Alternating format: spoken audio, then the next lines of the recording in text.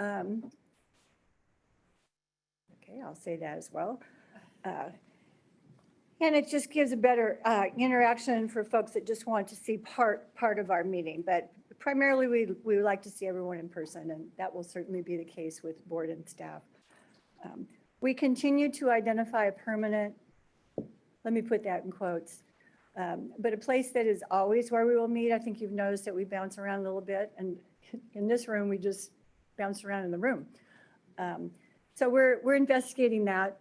We do want a place that is accessible, convenient, works well for the format of seating of board and audience, but also has appropriate video and sound for the board and for people who are joining online. So it's a struggle. So we are having conversations ongoing with the Natural Resources Agency and their building and the challenges with audio and hybrid. And the city of Sacramento has contacted us to see if we wish to return to those chambers the way the board did a few years ago. So before I officially gavel this meeting in order, is everyone accepted from wishing to be? Yep. Okay, so we've got everybody there. You got, you have board member Ramirez? I don't see board member. Not yet? Ramirez Okay. no. Oh, there he is in the flesh. Okay, we haven't gavelled it to order yet, Mr. Ramirez, so welcome. Do you have some Amtrak issues? Welcome. All right, if you didn't hear, the meeting is being recorded. We also have a transcription. So keep your mic off if you don't want people to hear certain things, but keep it on if you do. I will call this February 24th. Well, that's not right.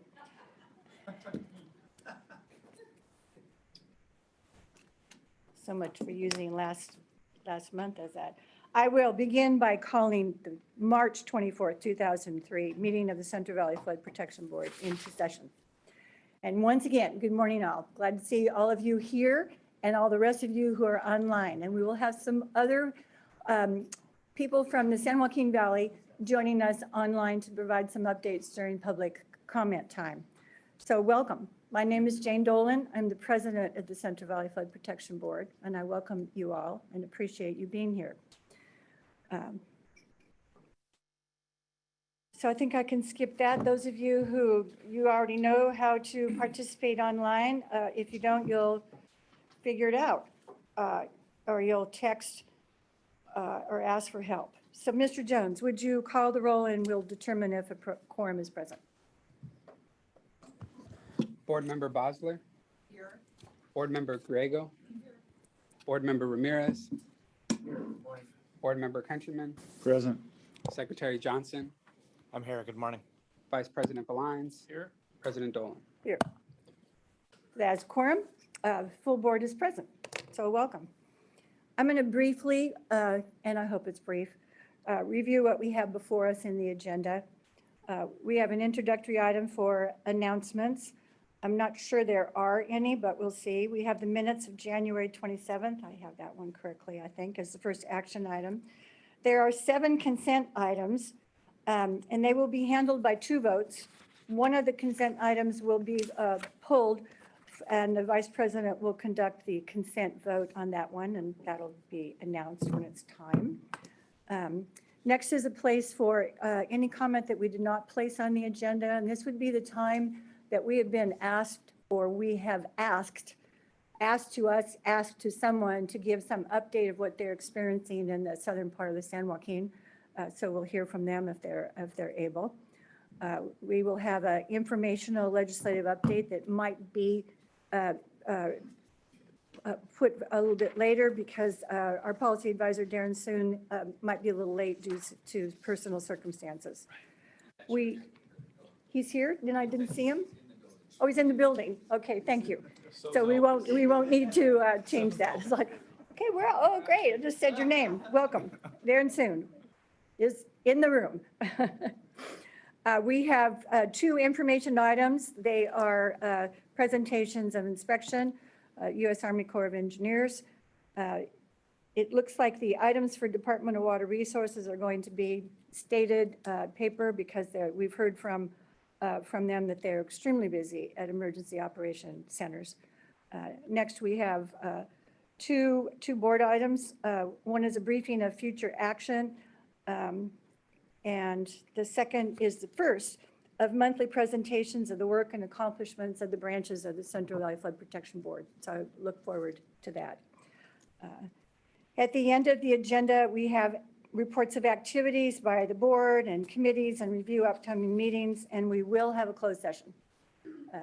And board members, I expect it to be of some length, but it is to describe certain matters and get direction. There will not be an announcement of any action because we don't have that scheduled, just discussion over primarily personnel.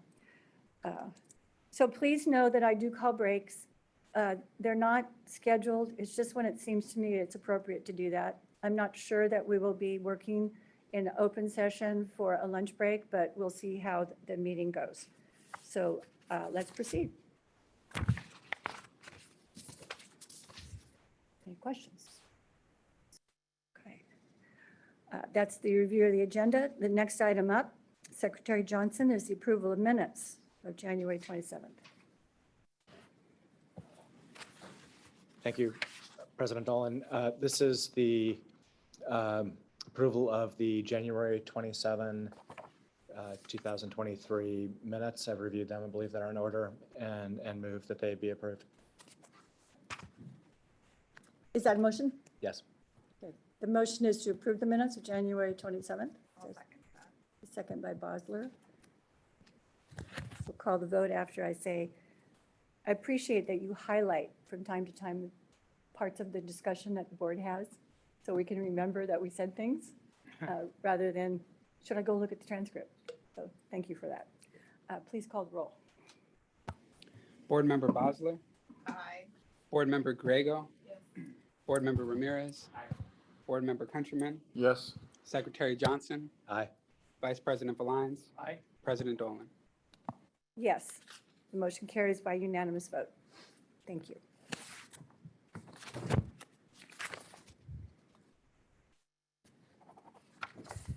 Now we're on to the consent. That will be in two parts. So the first, can you hear me? I think I moved that and I couldn't even hear myself. All right, the first motion will be for 6 of the 7 items, and that will be 4A, a permit for overhead power line for the Sacramento Municipal Utility District, SMUD. The next one will be 4C, a permit to approve a salmonid habitat spawning gravel in the Feather River actually right next to the city of Oroville. The next will be 4D, North Area Streams Levee Improvement, Transfer of Operation and Maintenance to American River Flood Control District. The next will be 4E, transmitting a letter of intent to develop a system-wide improvement framework to the Army Corps for Reclamation Districts 1 and 2089. The next will be, why did I put some there? 10F, Reclamation District 501, transmit a letter of intent to develop a system-wide improvement framework for that RD.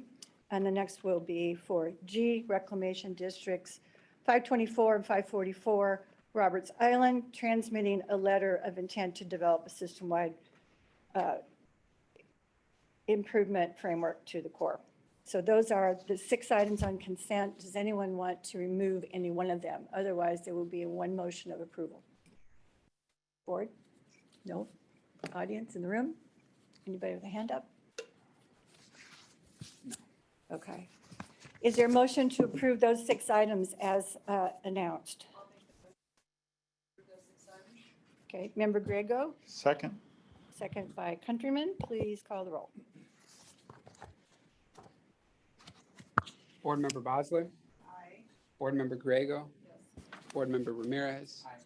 Board Member Countryman. Yes. Secretary Johnson. Aye. Vice President Valines. Aye. President Dolan. Aye. Now, at this point, I'm going to turn the gavel over to the Vice President, and I'm going to step aside. We're still on consent, however. Okay. For no reason at all, I'm going to use it. Always wanted to. So for this item, we are going to be doing just item B. So I think what we can do is just, does anybody have any issues with item B? Otherwise, we're just going to call the roll. Yeah. Somebody have a motion? This is, we approve item 5B. Yes. Okay, so we have a motion and a second. Ryan, can we call the roll, please? Board Member Bosler. Aye. Board Member Griego. Yes. Board Member Ramirez. Aye. Board Member Countryman. Yes. Secretary Johnson. Aye. Vice President Valines. Aye. Okay, that motion carries, and I think the president will come back. I'll let her. You would note me as abstention. Thank you.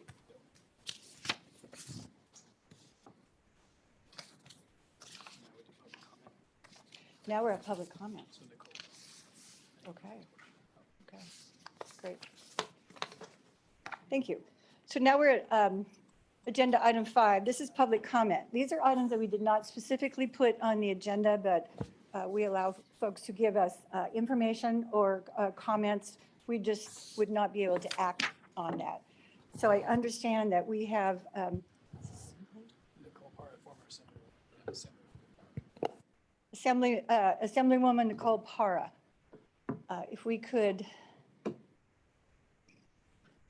unlock her, or if you're already online, you can unmute yourself, ma'am, and did I miss something? Just a correction, we're on item 6, not item 5. Public comment is 6 on the agenda.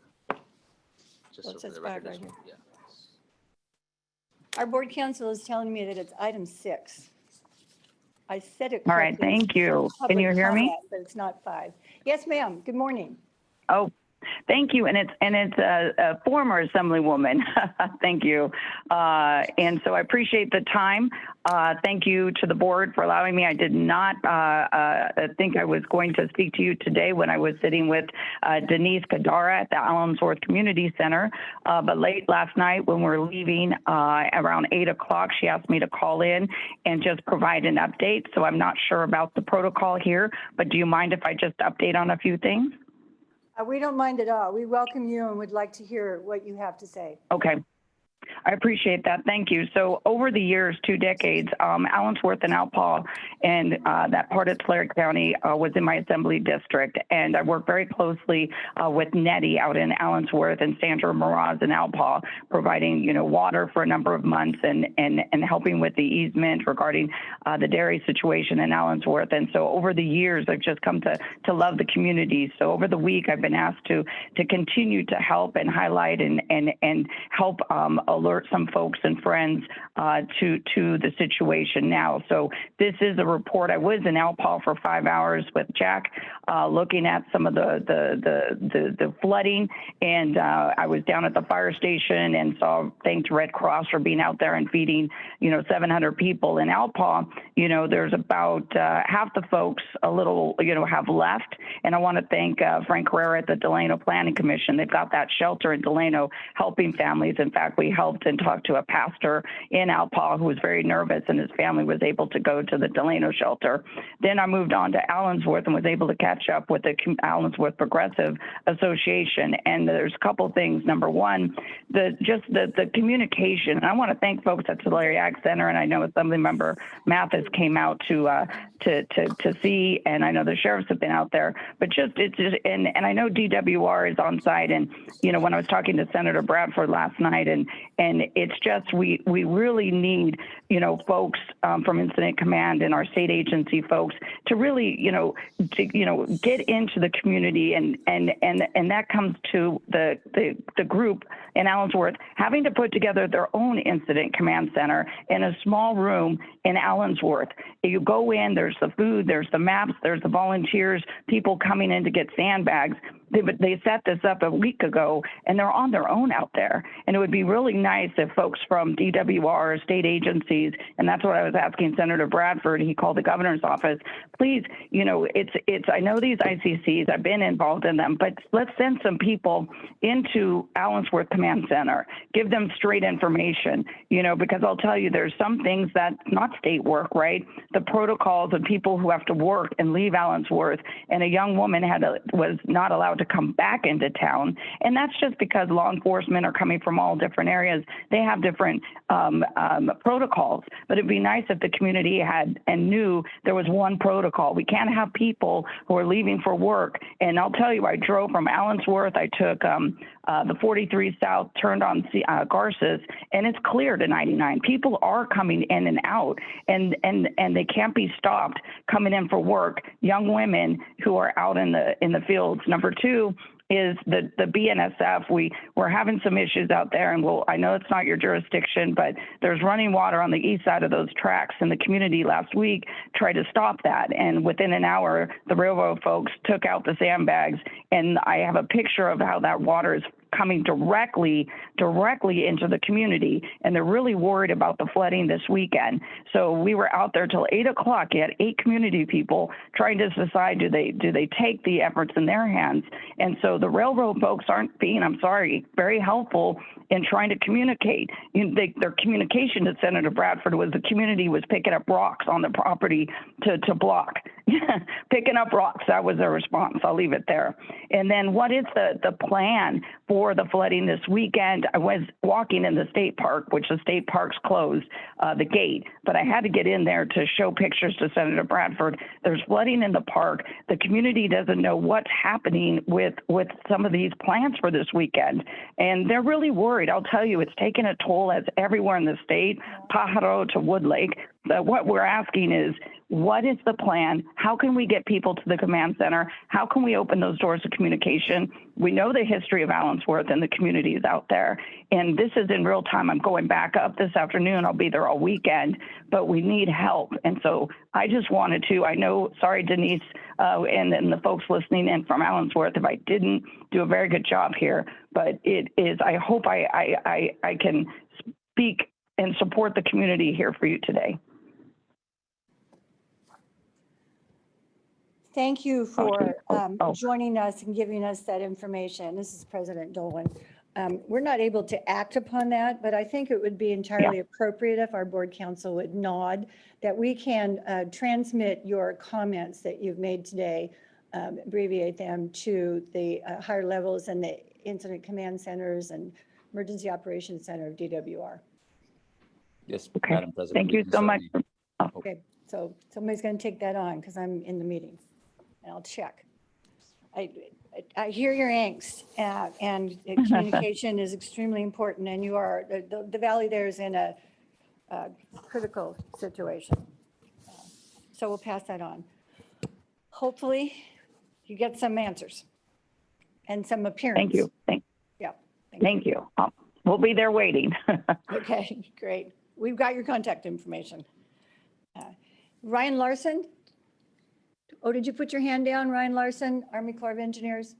Did you want to? Thank you, Madam President and members of the board. Ryan Good morning. Larson. Good morning. Chief of Levees and Channels Branch in the Sacramento District. I became aware of an issue here. I'm going to talk to it briefly because in light of the last presenter's notes here, this is just something that I want to mention, and then I'll send an email and get off the net here. But at the website www.levysafety.org, there is an effort that headquarters, Corps of Engineers, and FEMA are putting on to gather input towards developing a national levee safety program. We heard from headquarters about this approximately a year ago, January 2022. in what they called phase one, where they're soliciting some feedback. They took the feedback from there and moved it into phase two, which is a deeper dive, a chance to look at some draft products and things. The point of this, I learned about this yesterday, that there are going to be 4 in-person workshops. One of those in-person workshops is going to be in Sacramento, California, May 17th and 18th, on different specific topics. Registration is required through the website, www.levysafety.org.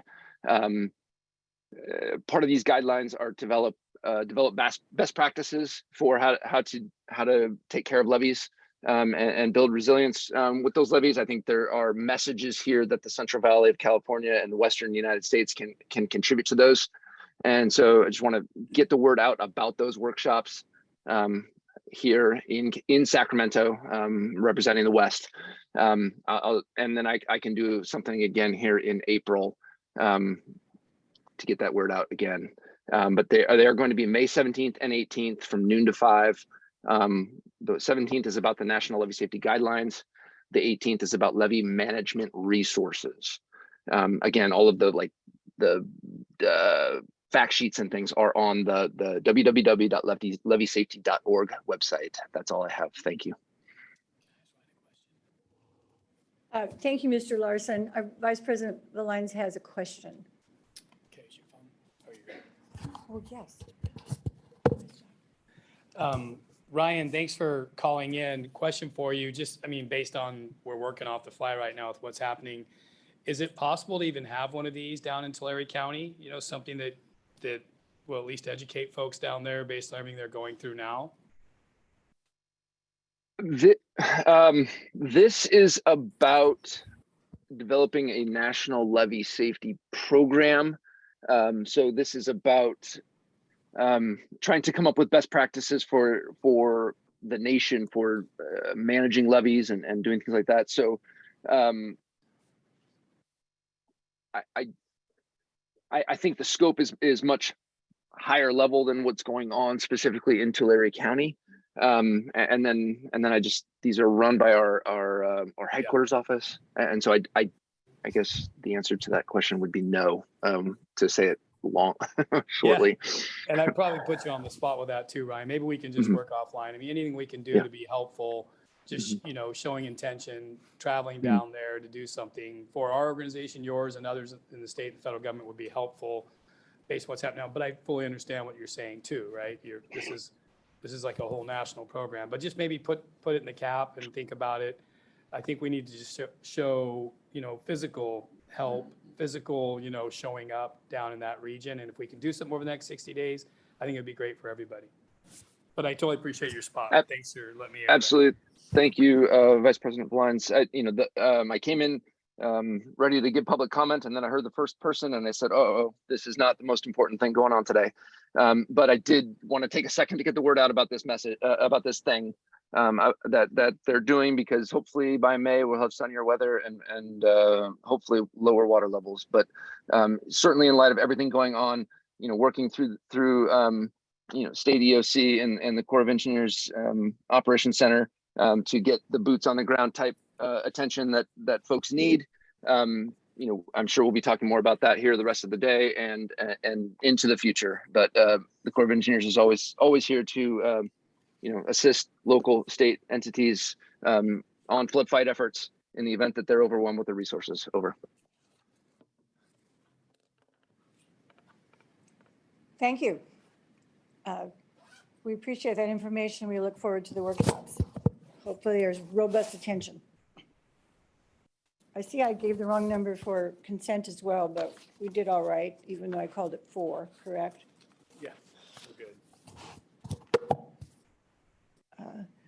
Do we have any other people who have indicated that they have a public comment?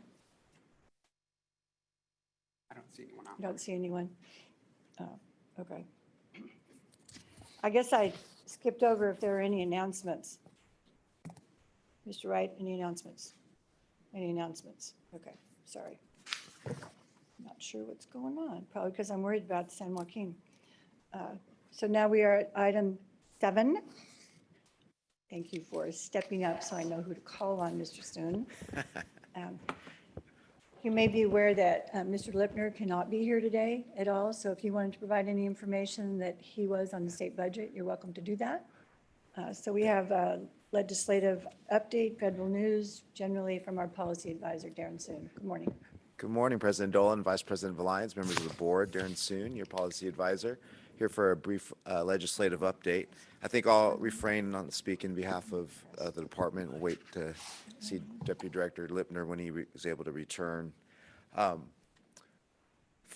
these numbers, let's see, is this going forward? I have a clicker, but I'm just pressing buttons, but it's still not working. Oh, okay. Oh, there you go. Thank you. All right. There you go. Okay. So federally, the work plan for the FY23 budget was released on February 27th, and obviously that was due to a late omnibus package that was finally approved. In there, we were pleased to see an additional $2 million for our Lower Cache Creek project, as well as an additional $5 million for the Lower San Joaquin levee project. We saw a slight reduction in Natomas, but at least there's still funding to keep them going. And then in FY, yeah, Countryman, Board Member I Countryman. know I texted you about this, but I'm still not clear. Could you explain the difference between work plan money, authorized money? Because I'm not clear on that. Yeah, I'm happy to provide my understanding, and if I think Ryan was on the phone, but if That was Member Countryman. yes, that was Board Member Countryman, but I think Ryan Larson is also on the phone if he wants to jump in and correct me. But we have the authorization, we have the president's budget proposal, which similar to our governor's budget proposal comes out, and they go through the appropriations process. After the appropriations process is approved, there's 12 federal appropriations bills. Of that, the Energy and Water Appropriations Bill is the Department of Defense and Army Corps of Engineers budget is included in that bill. After that's approved, the Army Corps of Engineers has 60 days to implement a work plan. And when they implement the work plan, there is an opportunity to increase the president's budget numbers. And so out of this work plan, the omnibus package was passed, which included all 12 of those appropriation bills. Within that 60 days, the Army Corps released their work plan package. And so you'll see a distinction of what was appropriated and then what the Army Corps, through their process, was recommending to adjust these budgets, and just for these specific projects, which you have in your packets as well.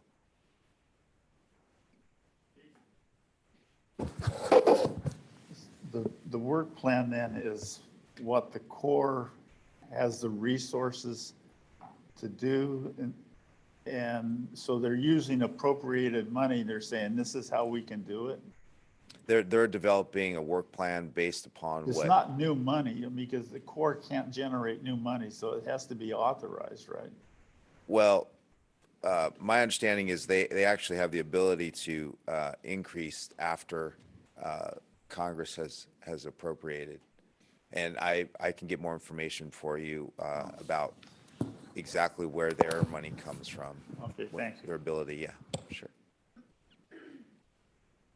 So within these, we saw a slight increase for the San Joaquin levee project and the Lower Cache Creek project after the appropriations bill process was completed.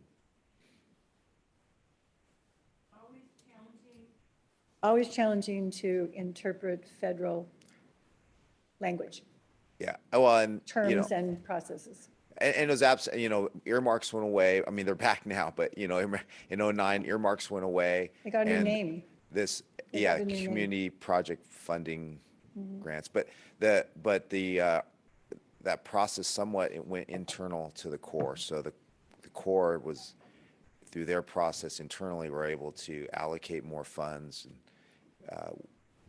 within their hierarchy.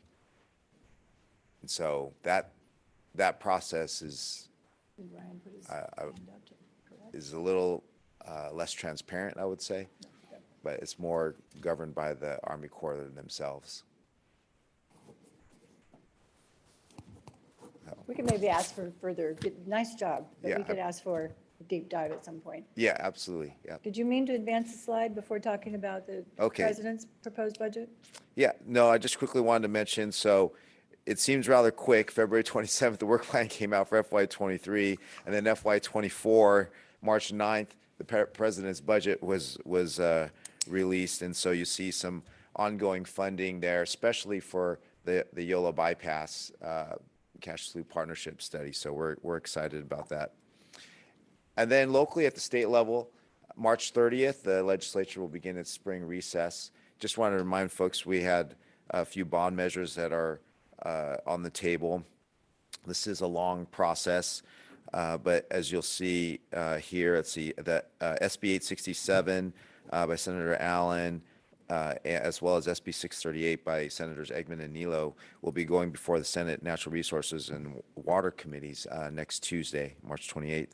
And then AB 1567 by Assemblymember Garcia will be headed to the Assembly Water, Parks, and Wildlife Committee on April 18th.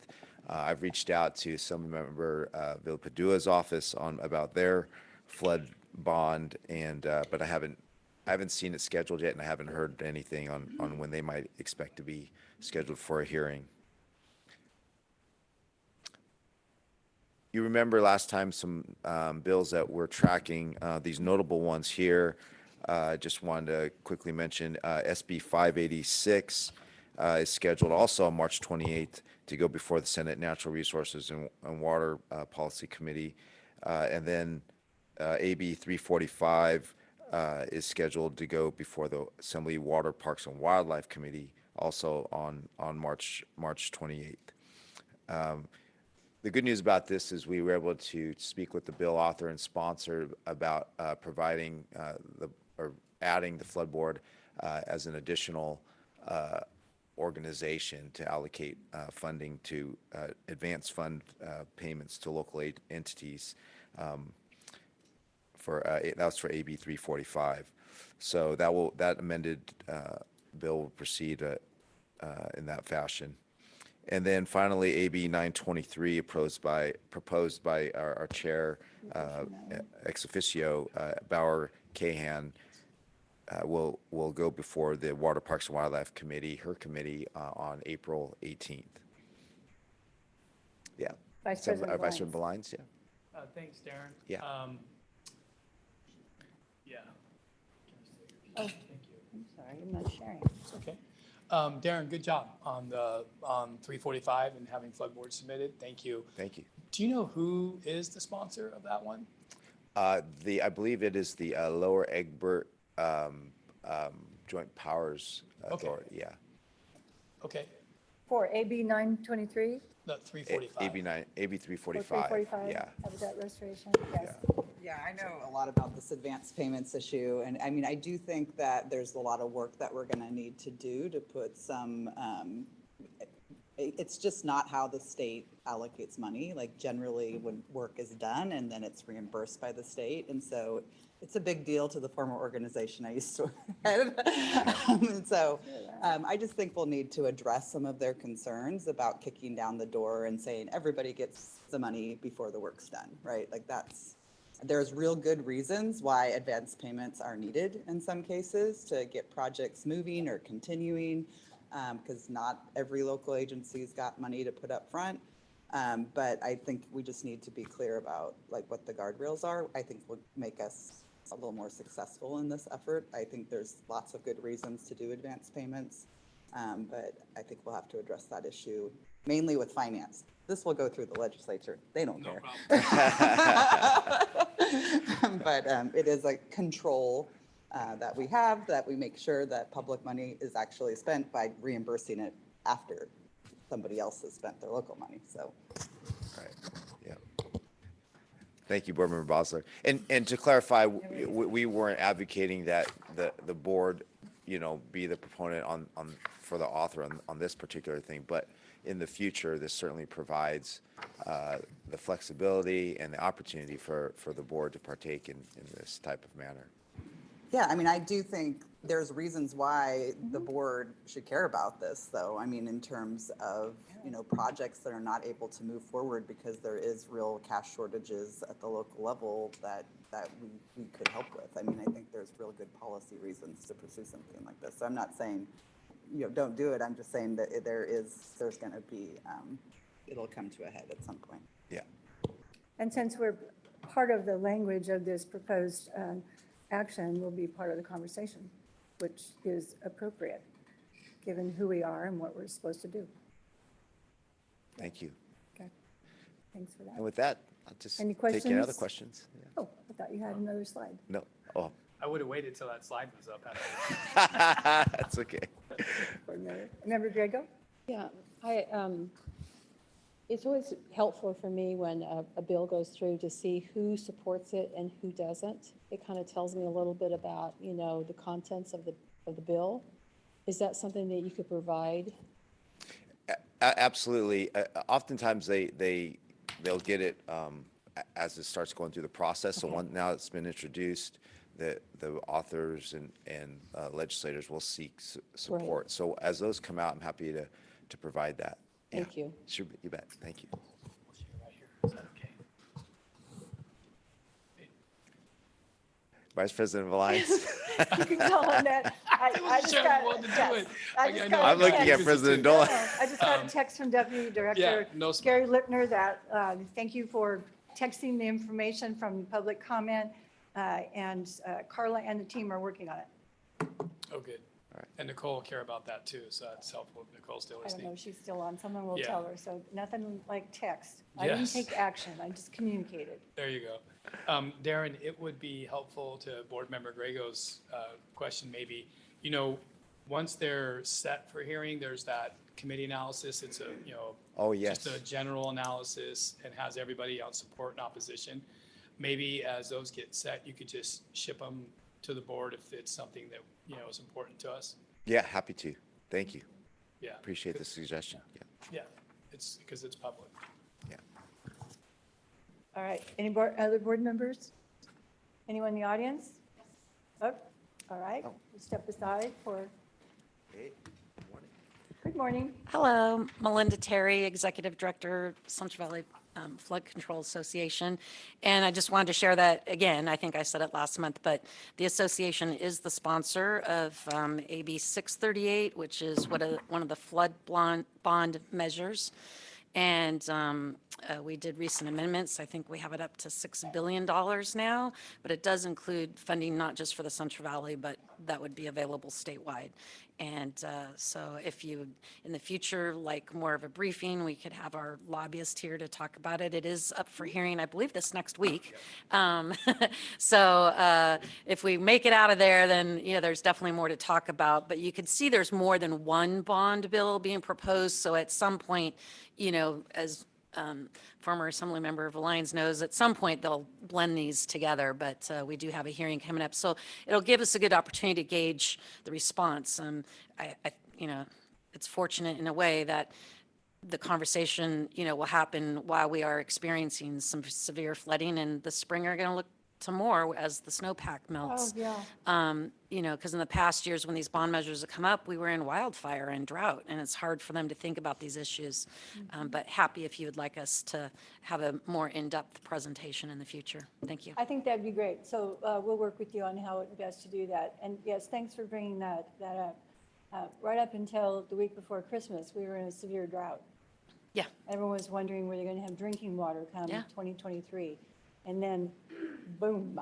Yeah. It happened. So And again, to shift is, You know, we might be really looking at April and May being very, you know, severe flooding in areas that aren't really protected either. So it's going to that's the be, information that's coming. Once snow Yeah. melt begins Yeah.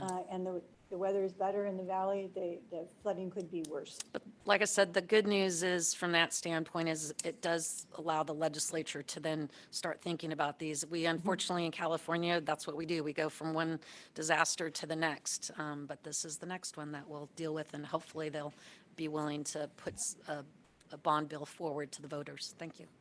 Yep. Thank you. Any other comments, questions, feedback?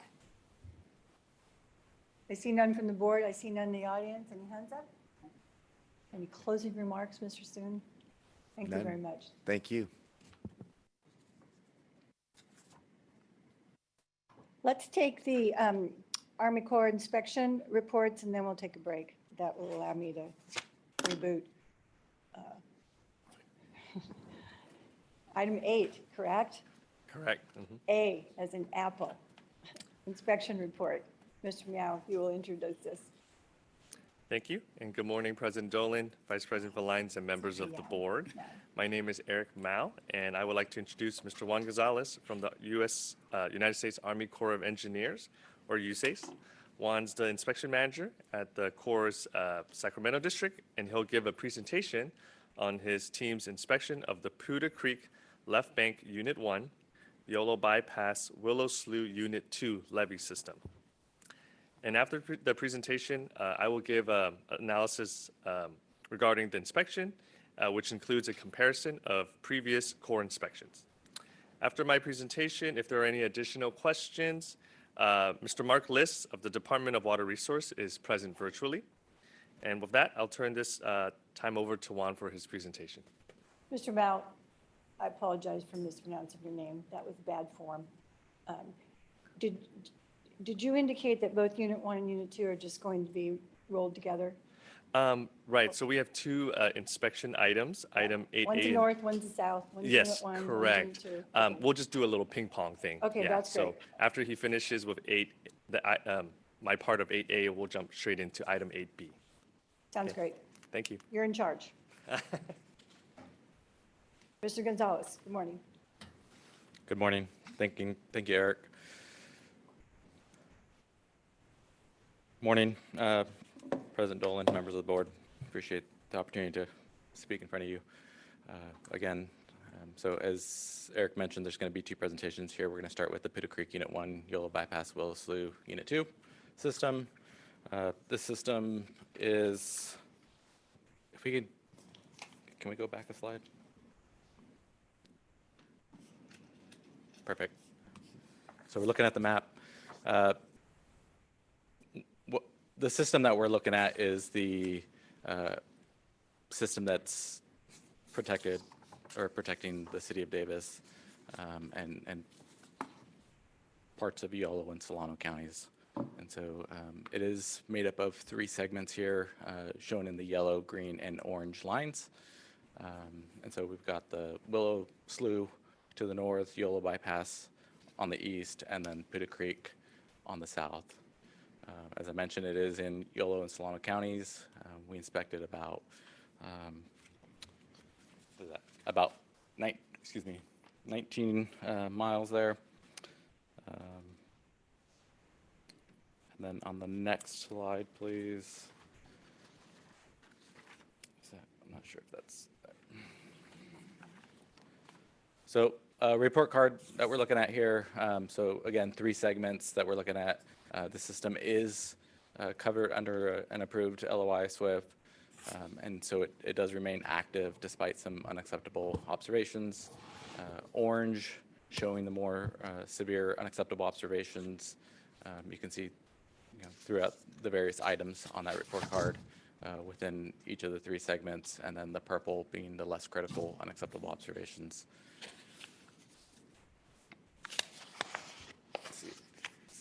Perfect. 4 photos here for the system. First photo is a photo of the water side of the levee. So this is a 6-inch PVC pipe observed to be broken, essentially having an open conduit to the land side. So second photo is actually an erosion location, just happened to be around this pipe. It is a significant amount of erosion, a little bit hard to tell just based on the perspective of the photo, but it's a little bit zoomed in there, but it is pretty significant. Photo 3 and photo 4 are both showing cracking, and just demonstrating that we saw quite a bit of cracking, some soft areas within the levees. Photo 4 demonstrating that, you know, this cracking is actually causing some additional, what appears to be potential sloughing into that waterway.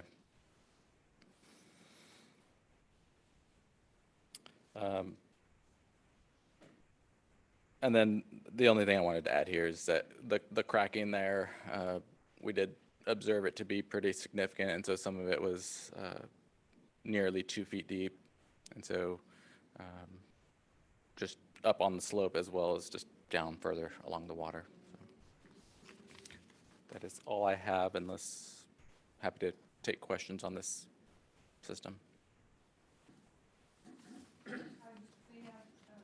Just point out the benefits of doing a letter of intent and a system-wide improvement framework. There are issues that need to be done in this district, but it is active in PL 8499. We have that there. Questions, board members? Maybe we'll wait till we have both sides of the creek. So I guess this is the county border. All right. Okay. Mr. Mao. All right, thank you. Again, Eric Mao, board staff, and I'll be sharing some findings based on the inspection information provided from the Corps. So as the PowerPoint is being put up, just want to reiterate that this levy for item 8A is active because it has a approved letter of intent. Item 8B is inactive. It doesn't have a letter of intent, but we'll speak on that later. Okay, so first, thank you. Item 8A, again, the Pewter Creek Unit 1, are known as the left bank, Yolo Bypass, Willow Slough Unit 2 levee system. Okay, another image here just in context. Here's a vicinity map of Figure 1. City of Davis, which I am a resident of, west of Sacramento, south of Woodland.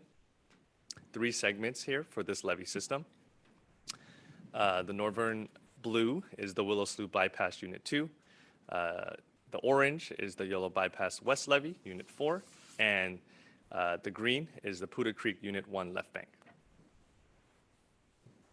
So again, the system is active under PL 8499. The orange items represents items that are likely to prevent performance in the next flood event. And the purple is items that are not likely. And here, lastly, is a comparison chart from the previous inspection in 2012 and versus the recent one in 2021.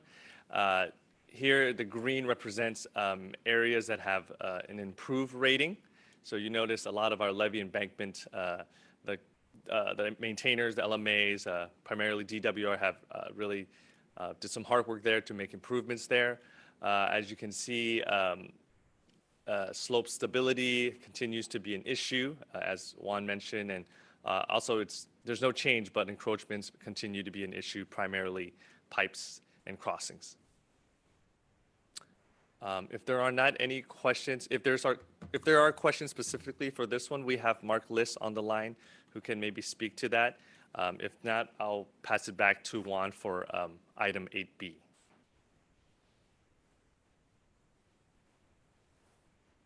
Okay, with that, I'll pass it back to Mr. Juan Gonzalez for item 8B, which is the right bank, Unit 2.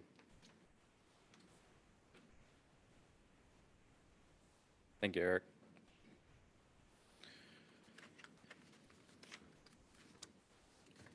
All right, so item 8B. So we're talking about the Pewter Creek Right Bank, Unit 2. Waiting for the slides to come up.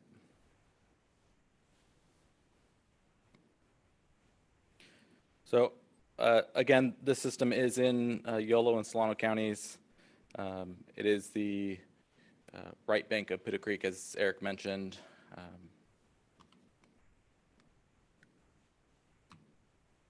It is shown on that map as the purple line protecting the rural area. It is just a one segment system. Yes. Oh, yep. Thank you for that. Thank you for letting me know. yellow Solano counties shown on this map. This system is in purple, one segment system, and we've inspected about 7.5 miles of levee here.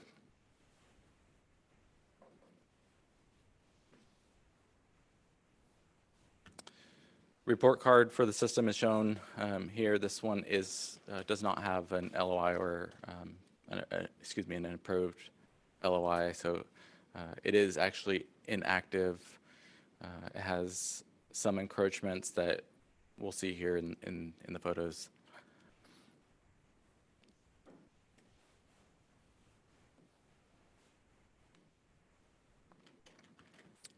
So the photos here, photos 1 and 2, these are caused by what appears to be like farming activities at the toe of the levee. And so cutting into the toe on photo 1, and then looks like there's people driving around this utility pole and essentially driving up onto the levee and causing some loss of material on that photo too. Photo 3, what we're looking at here is an area with several encroachments, and so we've got, it's a little bit hard to tell what's going on here, and so I'll just kind of point out some observations that we made. So there's a wine cellar that's built into the levee slope. It's hard to see, but it's on the right side of that photo. There's stairs that are made out of wood. There's obviously that structure there. There's some smaller utilities that are in the area, and so just kind of encompassing several things that are going on in that photo 3.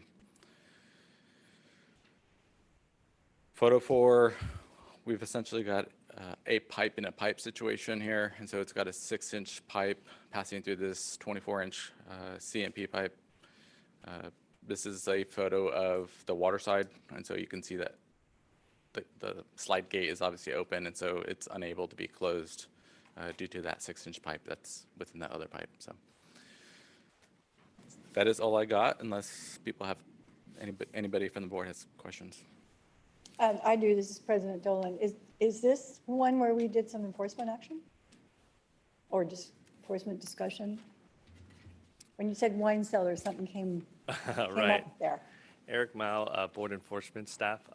I believe item 3 is one where we have sent a notice of comply. We've engaged the landowner on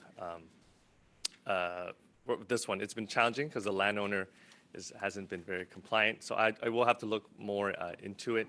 We have a couple cases like number 4, which we did resolve, where they're just trying to get some extra water to irrigate their fields. The LMA, I'm blanking on the inspector's name, but he's contacted us, and we've actually closed the case about a month or 2 ago, similar to that. But we see that as kind of common, and the LMA is aware of that, and we are engaging to take some of these actions to resolve these. Usually they're seasonal. They just put it out there just to get water, and then they remove it, which is what happened in our recent enforcement case that we've closed. Number 3 is a challenge, and maybe if Mr. Mark Liss is on the line, we can ask him to speak a little bit more on that. But things like that, excavations like that are a challenge. Yeah. But points out the importance of actually bringing it to the board to get some action on things. Countryman, Mr. Countryman. Is there a different maintainer for Unit 2 than Unit 1? Unit 1 had LOI and SWIFT initiated. This doesn't. I'm just wondering, is it because there's a different maintainer for this? That's a very good question, Board Member Countryman. I can't quite hear you. Please get closer to that. Yeah, that is a good question, Board Member Countryman. The answer is that the maintainers is still Sacramento Maintenance Yard, which is DWR, their flood maintenance office. So they maintain both levee systems. Mr. Mark Liss and DWR, they are very aware of the LOI SWIFT process. Maybe I can ask them why they haven't considered that for the second one. It's possible that the second system, the right bank is about 7 miles only, and their only issue, as you saw, was encroachment. So maybe one of their possible techniques was to just address all the encroachment items, request a reinspection, and then the system would be active without an LOI. Unlike the first one, which was about 20 miles and has a lot more pipe-related encroachments. But maybe that's something I would maybe defer to Mr. Marklis to answer more. But that's a possible reason why.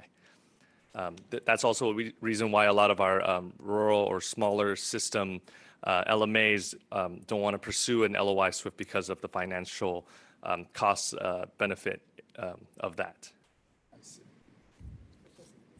I'm guessing Mr. Liz would want to say something. Would that be right, Mr. Liz? Okay, Mr. Liz has his hand raised. All right. All right. Am I unmuted? You are. We can hear you. Good morning. Good morning. Mark List, DWR Division of Flood Management, Flood Maintenance and Operations Branch, Technical Support Section Manager. So this particular unit will receive an LOI SWIFT process. It just hasn't gotten to the top of our list. We've got, as you're likely aware, a number of systems throughout the Central Valley, and I have one staff person working on LOI SWIFT processes. So we'll get to this one, and we will pursue an LOI SWIFT in the future. As far as the encroachments, I want to remind everyone that no maintainer, whether it's the state or a local levy maintainer, can enforce encroachments. That's all done through the board's process. So what we do is identify issues and work with board staff to try and get them addressed. So the number 3 is a long-standing issue. It is, board staff's been aware of it for a long time, as well as us as the state maintaining agency. Number 4 is a concern, but as Mr. Mao mentioned, those get addressed on a case-by-case basis.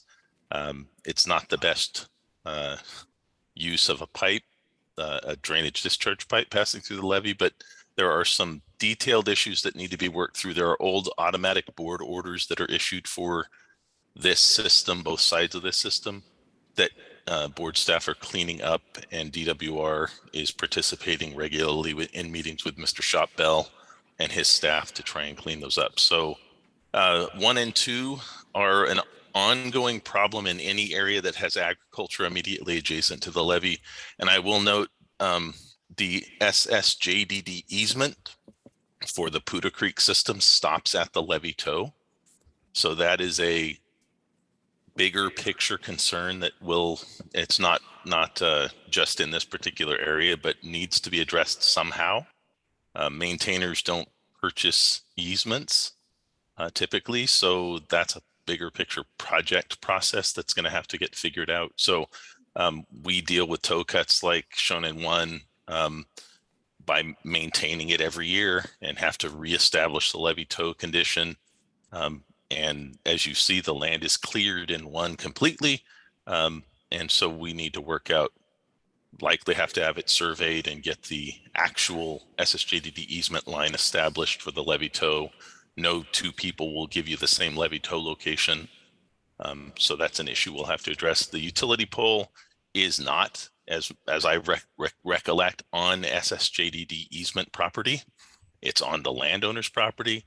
I do have a concern about someone driving around it onto the levee toe, but again, that's an annual issue that needs to be addressed. But all of these issues in this unit are associated with encroachments that are a board enforcement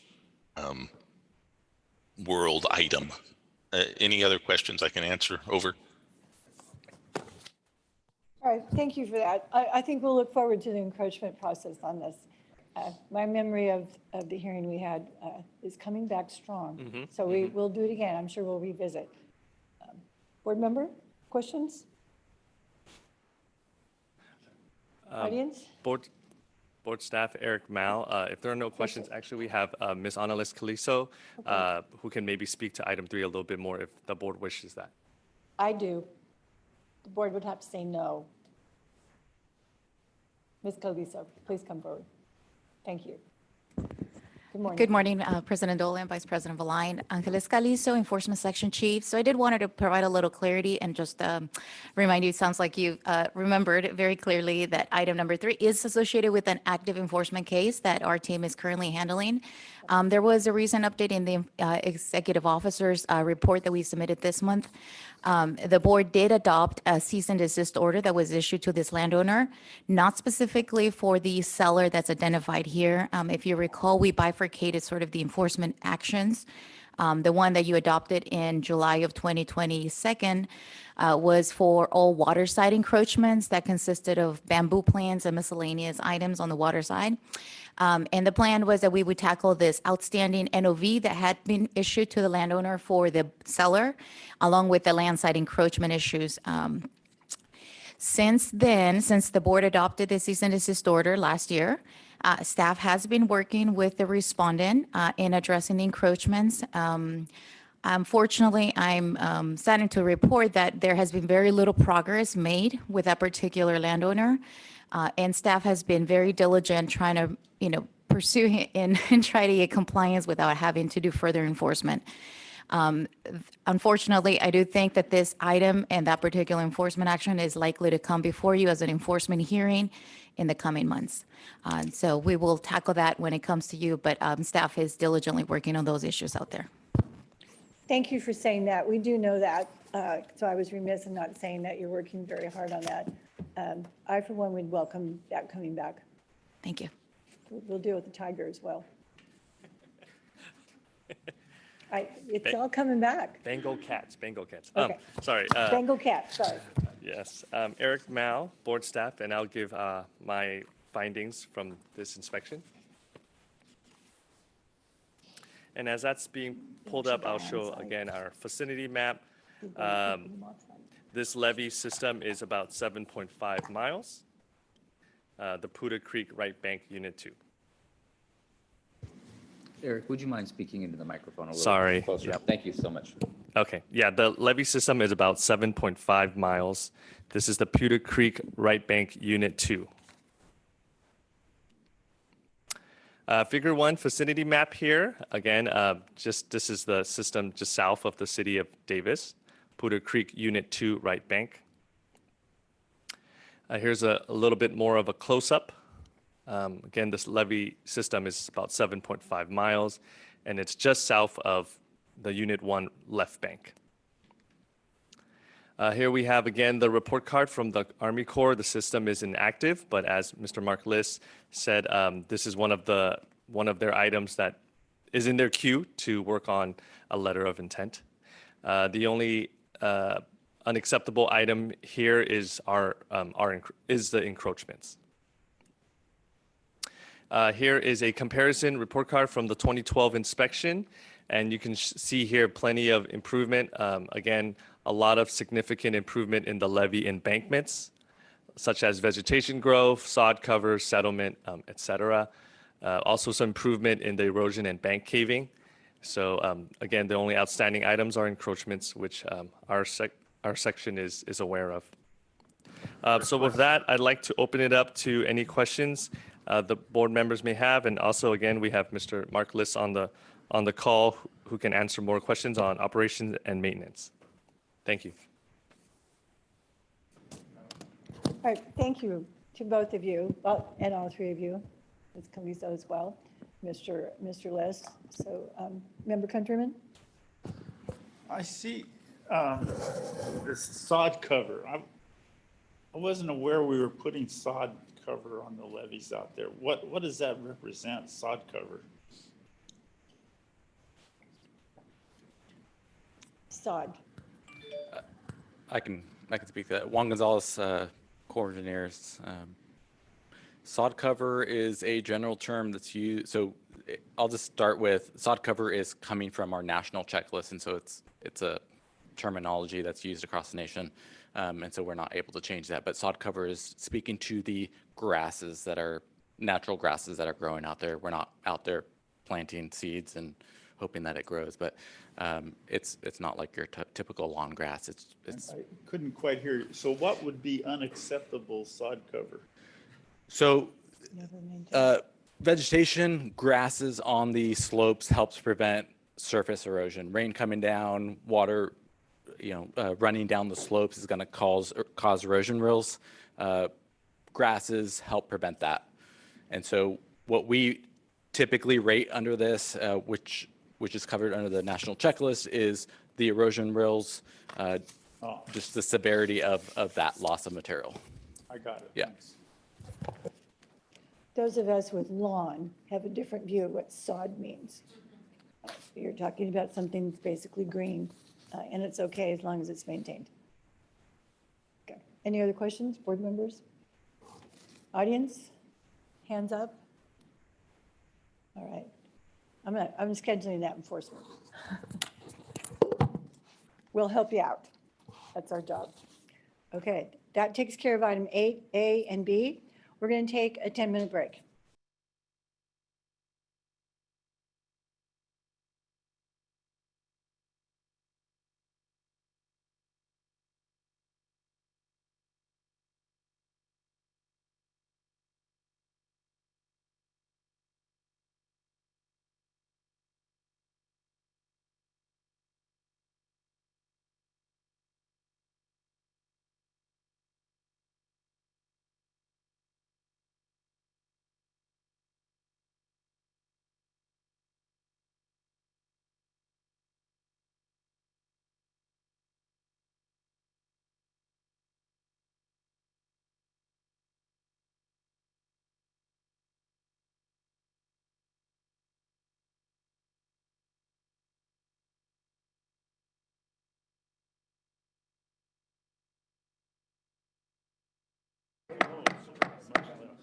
Okay, well, that's good.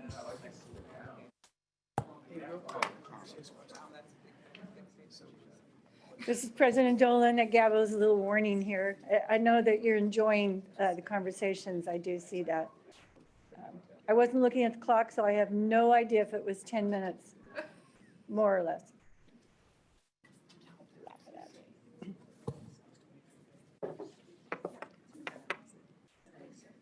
Member Ramirez is talking. Okay. The board is reconvening after a recess, and 6 of us are here now, so we can proceed. We are at item 9, which is Department of Water Resources items. We put this on each of our agenda because they are a key partner to us, and we are a key partner to them. And we do ask for a monthly update of certain things that we have requested or they wish to provide.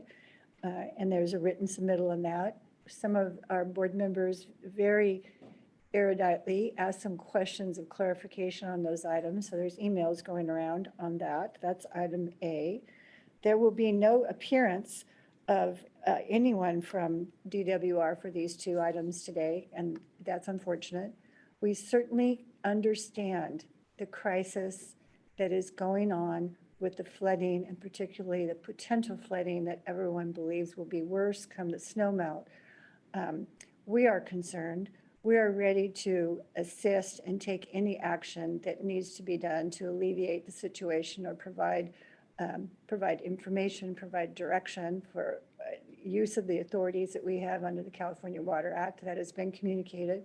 So it is my opinion that there is a potential for the board to have an emergency session when it becomes clearer what action can be taken. I think we all have our ideas. We need to work closely with the partners to be sure that there is agreement on that. So that's my comment. Anyone else have any comments? Is he here? I would just like to support your comments. Board members first. Okay. Yes. Anyone want to conflict with what I had to say? I'll tell you, wait for the closed session.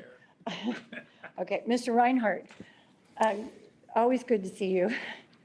I know you're involved with all of this as well, and it's lovely that you made time to be here. Thank you, This is the President. forum to talk, so good morning. Good morning, President Dolan, board members. Thank you for the opportunity to comment on this item. Rick Reinhardt with Wood Rogers, commenting on behalf of the California Central Valley Flood Control Association. Just wanted to make a comment on the president's budget item. I'm sorry, the governor's budget. As Melinda Terry explained earlier, the association is sponsoring a bond, looking at the bigger picture of how we support the state in funding the Central Valley Flood Protection Plan. But we want to see more in this year's May revise for the state's budget. There was, I want to say, $200 million that's new money in this year's budget, and that's fantastic. But that money was proposed for things before this disaster, and that since the disaster, at least we're not seeing or hearing additional investment that the administration might be considering for responding to these floods. And we have two specific proposals that we want to pursue. First, we've seen from the disaster that's happened in Pajaro and the devastating effects of a levee failure and flooding of that small community. And that small community, Pajaro, is very indicative of many small communities we have through the Central Valley. The Department of Water Resources, as you well know, has an existing grant program, the Small Communities program. It's funded 3 small communities to date. It's Bear Creek in Merced, Grimes and Knights Landing. And you have all of these other communities who've completed feasibility studies that are ready for the next round of funding. And what the other ask, so we're asking for $50 million to fund that program, but the other ask is the RFMP funds. And your board has been very supportive of the RFMP funding in the past, but something that I don't think the administration is well aware of is how the regions have used that money to pursue federal grants.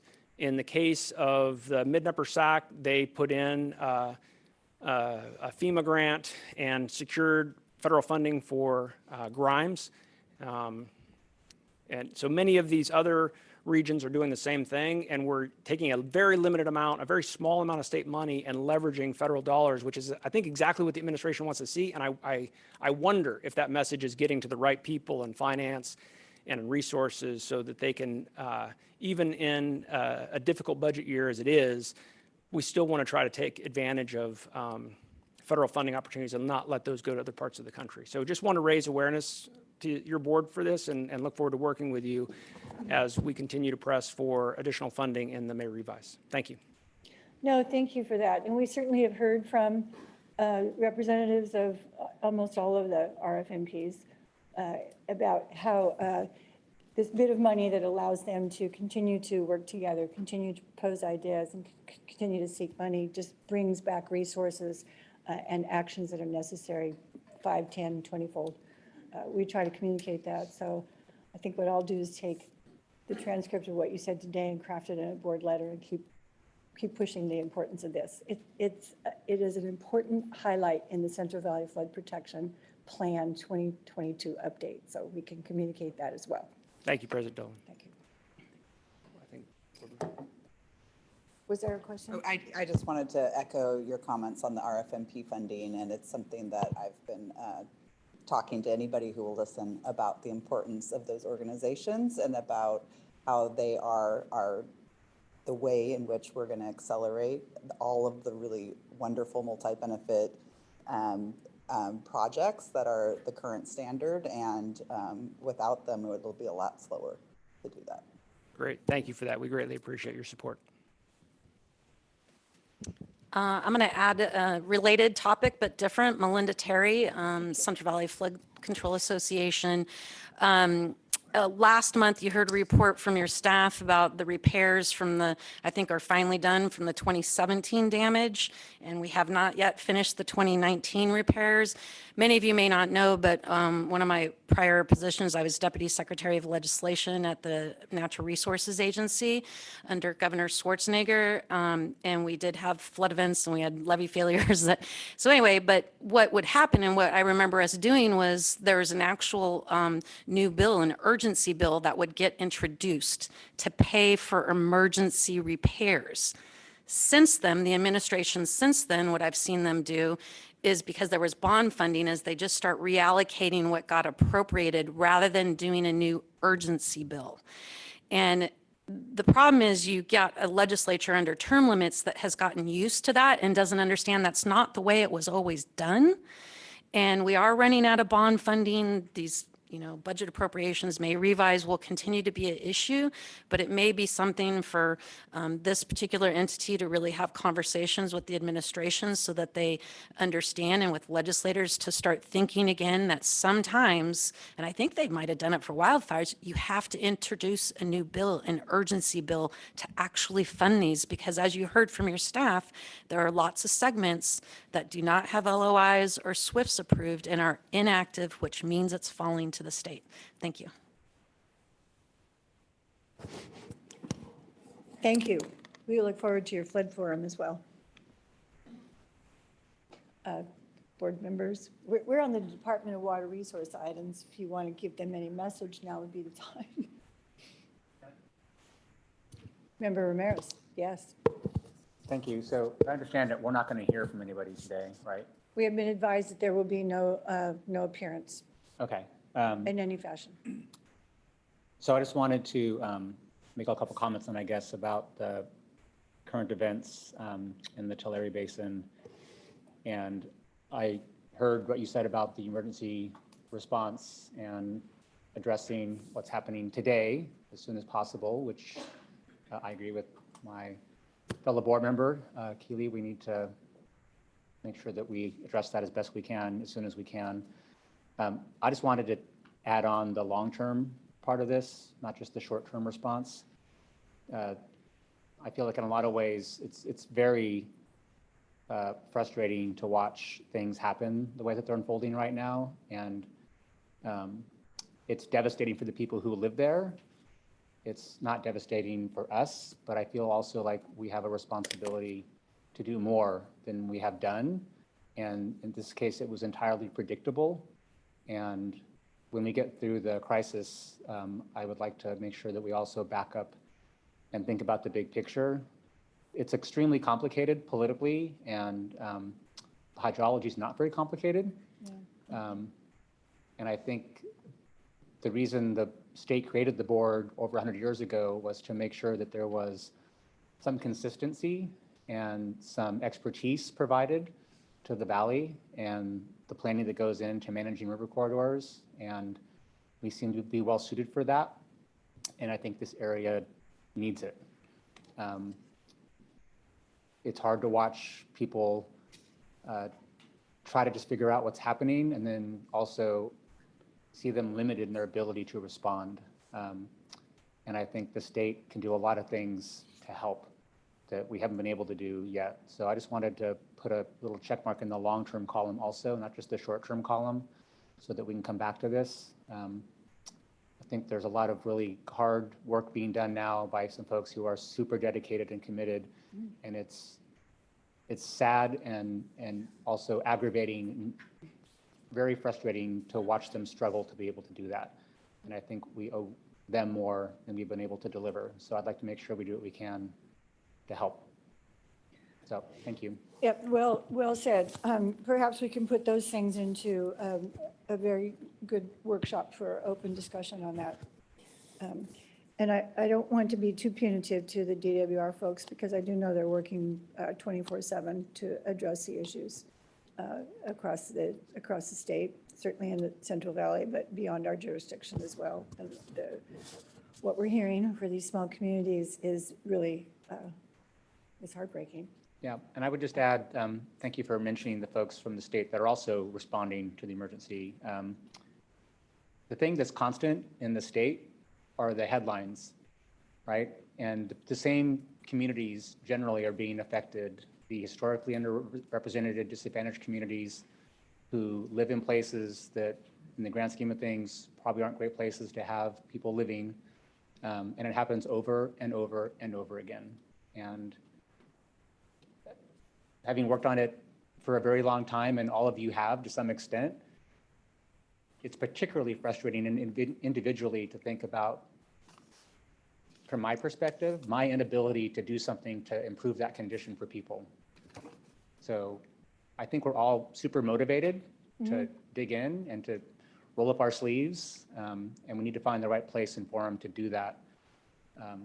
The thing that's unique about the Central Valley, obviously, is the state's role, right? It's not the same on the Pajaro River or other places. And That's why all of you are here. That's why I'm here. That's why the staff are here. And so we do have a chance to think about a broader landscape of tools than we would someplace else, right? The state has broad emergency authorities to respond, which is great, and they're doing that. But we can do more than that in the Central Valley. And when we've been able to do work and improve, revise, and widen flood systems, then it can handle the flooding that comes. When we don't, we do emergency response, which of course we do, but we just keep doing it over and over.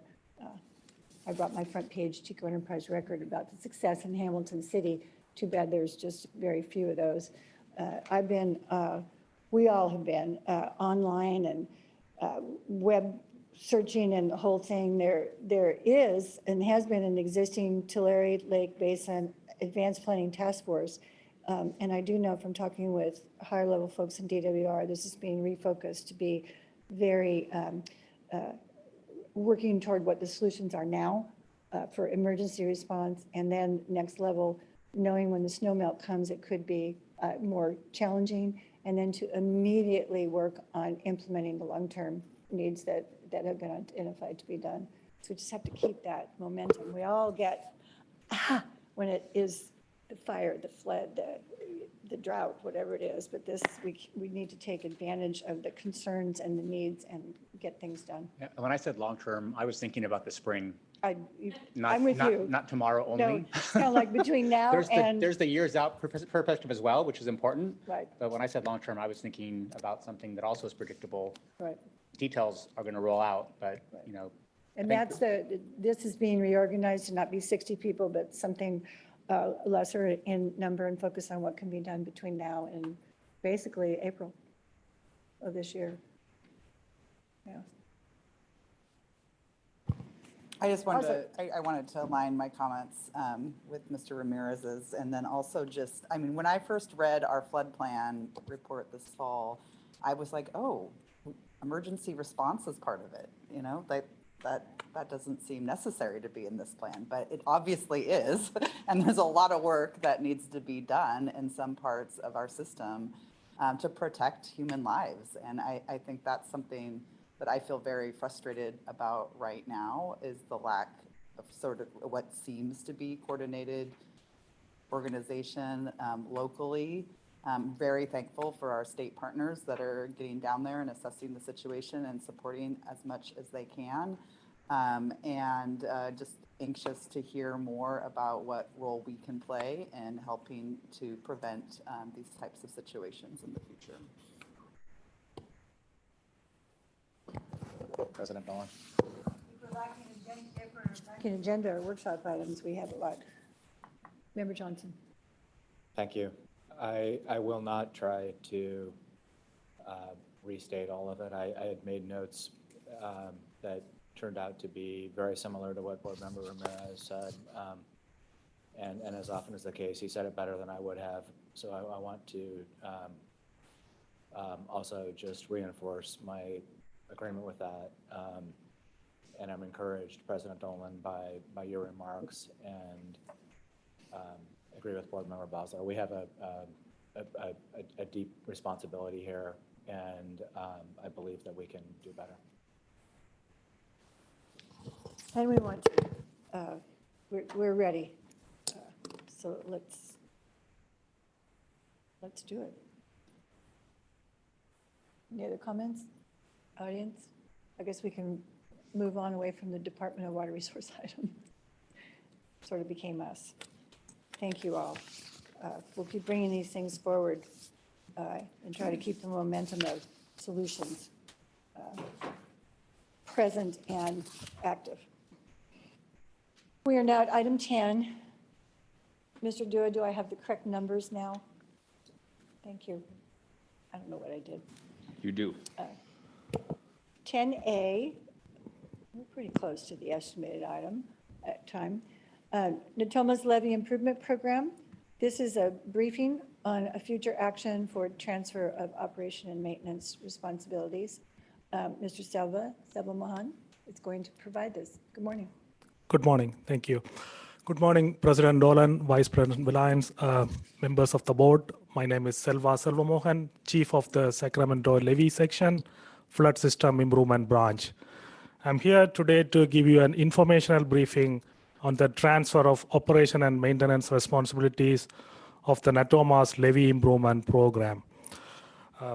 Just wanted to highlight, I'm joined by Kevin King, General Manager of Reclamation District 1000 is here with us, and also joined online John Bassett, Director of Engineering, SAFECA, to answer any specific questions we might have at the end. This is board agenda item 10A, and it is an informational briefing. Here's a presentation outline. I will first give a high-level overview of the entire process, what we are doing here, and then I will introduce you the project location and give a brief project background, and then we'll cover the project features and construction, and then we'll wrap up the presentation by going through the next items, which is transfer of OM, RR, and R.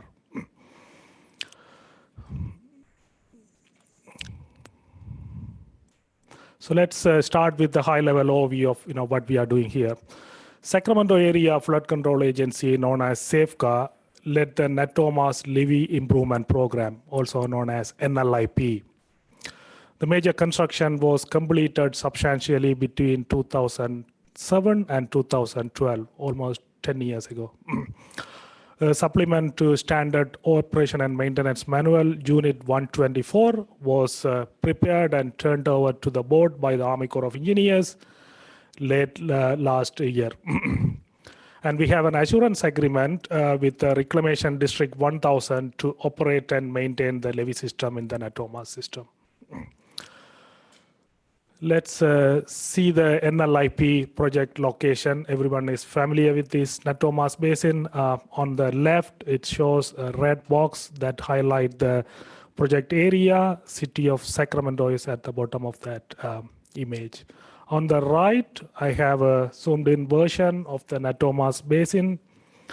Starting from the north, it's bounded by the Natomas Cross Canal Levee. In the north, I circled that with a dark brown color. And on the west side, Sacramento River East Levee. And then on the south side, a portion of Sac River East Levee and an American River bound the Natomas Basin. And on the east side, Pleasant Grove Creek Canal Levee and the Natomas main drainage canal levee known as NEMDEC. So the Natomas Basin is covered all around by a total of approximately 42 miles of levee system. The project, that was completed under the NLIP is covered under those circled areas around the Natomas Cross Canal Levee and the Sac River East Levee. Let's take a look at, little bit of project background. Like I said, the NLIP project was initiated and advanced by SAFECA ahead of the federal authorization of WERDA 2014. That WERDA 2014 authorized the Natomas Basin project, that is the Natomas construction that's currently underway by the Army Corps of Engineers. The NLIP project includes approximately 18 miles of levee improvement along the Natomas Cross Canal South Levee and Sac River East Levees. The project was funded through the Early Implementation Program, EIP, and cost shared between state and local in 70-30 cost shared ratio. For this project, multiple encroachments were authorized, 408 and multiple permit, was obtained, and the project was completed between 2007 and 2012. And board staff received OM, RR, and R in late 2022.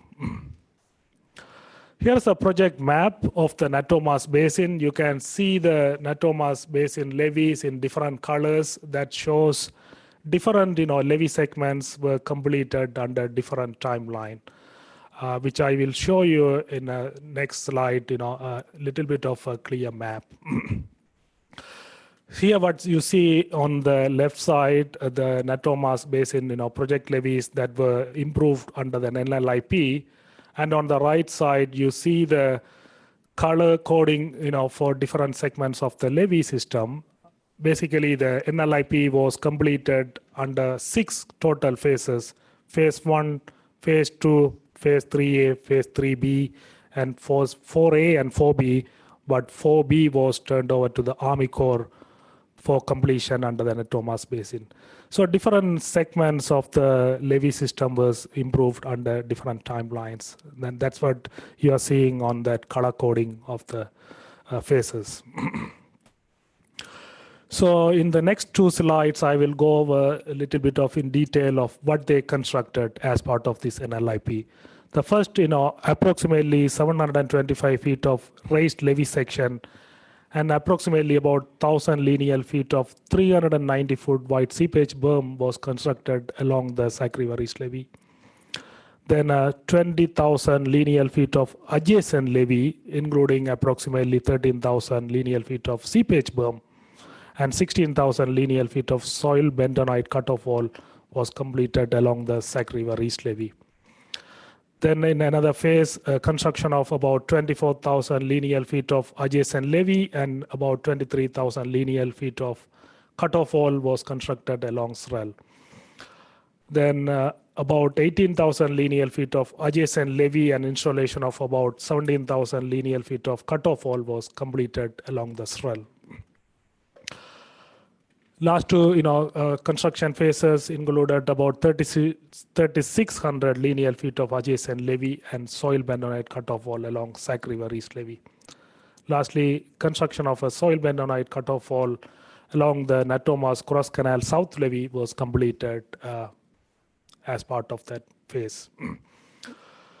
So what you are seeing here in this cross section is an adjacent levee construction, typical adjacent levee and a cutoff wall construction. On the right hand side, the garden highway and the levee prism is shown in.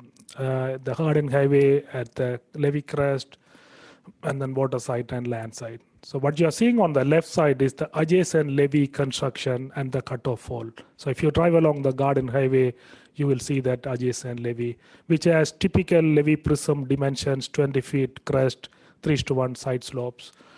And in this is another cross section of a typical adjacent levee section with a cutoff wall and a seepage berm to account for seepage features.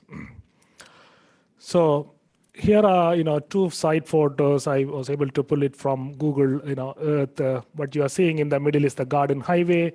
On the left side is Sacramento River, and then on the right side you will see the adjacent levee right next to the garden highway.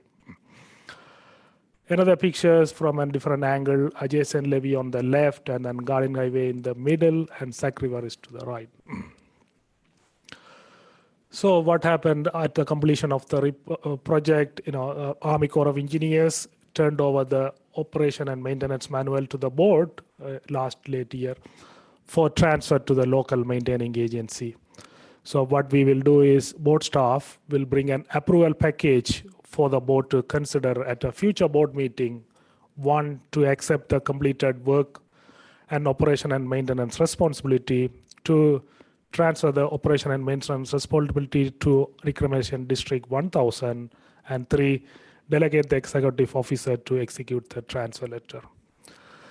That concludes my presentation. I just wanted to thank you, Kevin, for showing up here, and then also John Bassett from Safeguard joining. And it is again an informational briefing, and we'll be back in the future for approval. Thank you. Thank you. This will be on our agenda for action next month. Is that correct? That is correct. Could you tell me again who else is present today? Kevin King, General Manager of Reclamation District 1000, is right there. Hello. In the back. Holding up the wall. And then John Bassett from Safeguard, he is a Director of Engineering, and he is online. Online. Thank you. I appreciate that. Okay, any questions with hoping from Mr. Countryman? On the turnover of the O&M, how will that be done in sections? Is it by the work section? In other words, Safeguard has done a certain amount of work and completed it. Will that be turned over as a whole, or will it be done later when the other work is completed? How is that going to work? So right now, the current plan is to turn over the Natomas levee improvement program improvements that was completed by Safeguard to RD 1000. And then, as we all know, the Natomas Basin project is currently underway by the Army Corps of Engineers. So when they complete their work, they will produce another O&M, final O&M manual, and then we will do the transfer again one more time to RD 1000. Yeah. Thank you.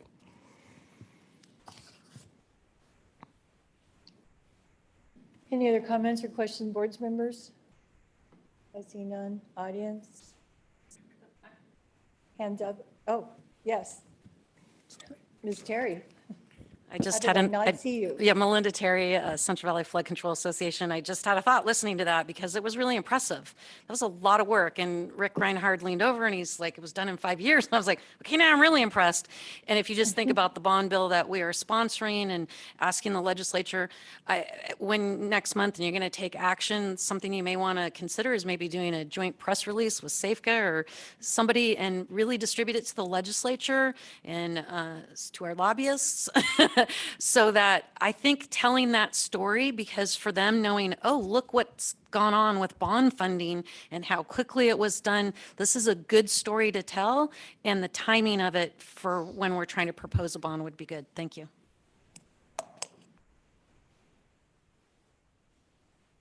It's possible someone's planning that. Mr. King? Hi, good morning, and yes, great idea. We have an outreach staff ready to go. If you'd like us to put something together, we'd be happy to do so, and just appreciate the leadership of the flood board, the help from Rick, Safeca, and the Army Corps. It's tremendous. Our levees have held up, fantastic through, 14 atmospheric rivers this year, and we're really thankful. And we just got approved for a Prop 218 initiative last Friday. We counted our ballots, so we locally on our level have been working on about 3 years of a project for a capital improvement plan, then a comprehensive financial plan, and a Prop 218. And our Natomas residents just approved $96 million of improvement over the next 30 years in funding to help locally. So outreach is hugely important, and we're just thankful for the partnerships that we've had with Safeca, this board, and the Corps. And it's a shining example of what can be done when people come together and resources come together. So Darren's been hugely instrumental for us, and we look forward to more partnerships. But I think RD 1000 and Natomas Basin is an example that can be shown through the rest of the state when importance is drawn to the issues that we face, and that the leadership that we have locally, regionally, and statewide and federal wise, it comes together and can be really, really beneficial. So thank you for your time. Look forward to coming back. Your staff has been tremendous through the implementation of the O&M transfer, the updated O&M manual.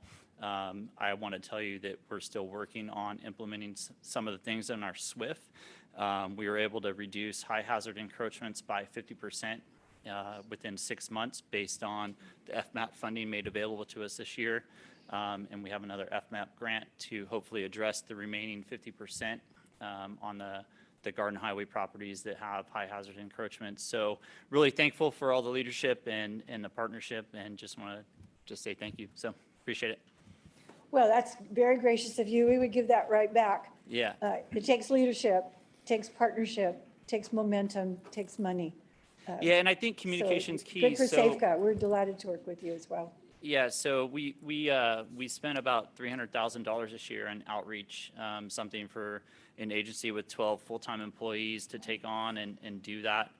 We had tremendous participation. I don't know if anyone saw billboards that we put out for our Prop 218 initiative, but the comments from the Flood Association are just comments. So we're ready to help if we can for a press release when we're ready, and we can take that on. We because we're small, things don't take very long for us to get going. So we're ready to be your action-oriented agency in LMA. So I know there were questions from Mike or Joe. Yeah. Oh, we'll take the Vice President. Mr. Countryman, Mr. Vines. Great, thanks. Thank you for letting me know. Appreciate your comments. Let me do this real quick, sorry. Thanks for your comments, it's great to hear, and thanks for your compliments for our staff, appreciate that, and I agree with them. I was curious, you got about a 50% uptick, it sounds like, in the community jumping on board and being helpful, and I know that was a problem in the beginning, you've done a lot of work on that. Can you just kind of comment on that and how the community engagements, rolled out? Sure. Are you questioning our Prop 218 initiative? Yeah. Yeah, so it was about an 18-month-long program and multifaceted, right? Like mailers, social media, like reaching out. And so for us, and this is something that probably should be changed in 218. I know there's some other legislation, but a property-related fee for flood protection is different than a water rate increase for like a water district. That's been my experience, where if you have the total number of registered voters or property owners in a district, if they don't submit a ballot, it counts as an affirmative vote. So for our property-related fee in Prop 218 for flood protection, we had to generate support and actually people to submit a ballot in support of our Prop 218 initiative. And most of the time, you're going to get somebody that's opposed to it to submit a comment back or a Prop 218 back. Unlike water districts or irrigation districts, in my experience, if they don't submit an opposition vote, it counts as an affirmative vote. So for us to get over 50% respondents of people affirming that they believe in flood control and believe in flood protection and what we're trying to do and what we're trying to fund on a local basis was huge. And to get them motivated, especially because our increase is only about $12 a year annually. So it's $1 a month. And so a lot of people, I would get it myself and I'd be like, I don't need to submit. It's going to pass. It's going to be fine. But to actually have them engage and say, yes, we want to support this. And so we were 56% approval, which is huge because even during our protest balloting part, the step one of our Prop 218 process, we had over 3,000 people respond out of the 32,000 property owners protesting step one. That was the same result when we counted the ballots. It was almost the same exact number that said no again, but we were able to engage so many people from the community to support, and we had over 4,000 respond to say yes. And so it's early outreach, it's engagement. I can't tell you how many hours I spent with community groups over this past summer, responding to emails. We set up a special website, fornatomas.org. It took a lot of effort, but it was worth it. Just to engage. And a lot of people wrote in on their ballots, like, thank you so much. We're so glad you're taking this on. And we appreciate it. So, yeah. Wow. I don't think I got Yeah, any of public this. engagement is huge and it has to be on multiple levels. And so if any other LMAs want to reach out to me, I'd be happy to set them up. We had really great consultants to help us. I mean, there's 12 people. We're managing 14 atmospheric rivers and doing a Prop 218, and there's 12 of us in the office and 4 admin staff. So it was a big undertaking, but we had a lot of help from some really great partners. And if there's other LMAs that are going through it and need to look at it, I would encourage them to reach out to me, and I can at least provide some guidance. So looking forward to being on a panel for CSDA at their annual conference to do a debrief, and hopefully other LMAs will be in attendance. So we're going to be on a panel with myself, our financial consultant, and our outreach consultant. So I think that'll be beneficial. But Wonderful. I look forward to that. yeah. Yes. What an effort. What a success. Amazing protection. And you were doing a lot of this during an intense drought where people thought there was. Well, and that was part of our outreach too, was like, how do we talk about flood protection during a drought? And that's actually the right Keep at time to it. do it. So Keep at it. Okay. Thank you. Mr. Countryman. Hey, it's good to see you here. Good to see you, Joe. I live, as you know, in the Thomas, in a 55-plus community there. So when your information came out, I offered to give a presentation to the people there. And I had some old slides, and I think MBK gave me some additional slides to show, where work was done and so forth. And we had about 85 people come to see my presentation. It's intimidating, Joe, I know. And it went very well. But one of the questions that came up is, what are you doing to provide backup power to your internal drainage pumps? Because at that time, there was some stuff in the news about that being a problem and so forth. So what can you tell us about that? Yeah. So in 2019, when I started as a general manager for RD1000, one of the first things that came to mind was we have no backup, we have no redundancy, we have no reliability. And so we started our capital improvement plan at that time, right? So it was a 30-year outlook about our inventory and where we were with all of our infrastructure, whether it's culverts or drains or, our pumping plants and backup power.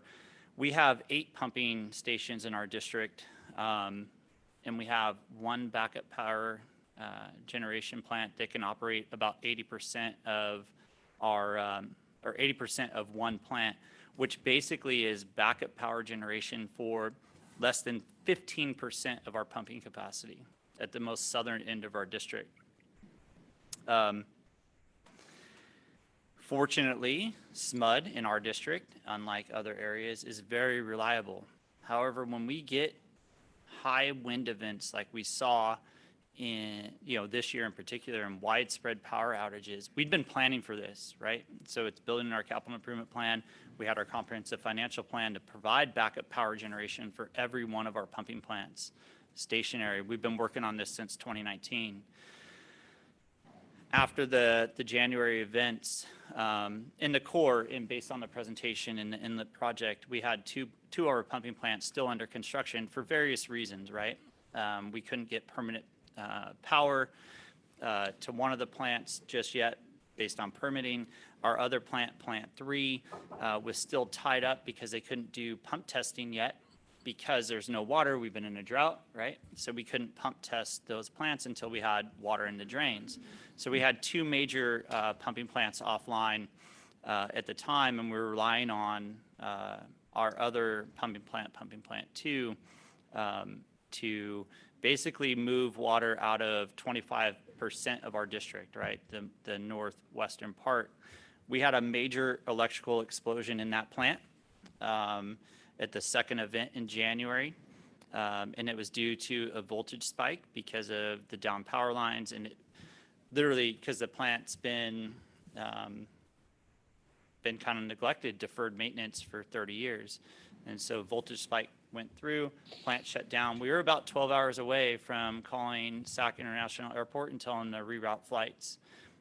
Fortunately, because of the partnerships that we built with SMUD over the last 18 months, we're on a high priority list with right next to hospitals to restore power. And so we have a direct line of communication with SMUD. We're fortunate that they're responsive. Not all LMAs have that same luxury. And so because of that relationship, we were able to restore power within 2.5 hours and avert that catastrophe of rerouting flights. But what we're planning to do, and because of the outreach that we did and the networking that we did, Congressman Barra had a meeting with him over the summer about backup power generation and what we're doing in our project. They had the community project fund closed on March 17th. We're busy doing our Prop 218.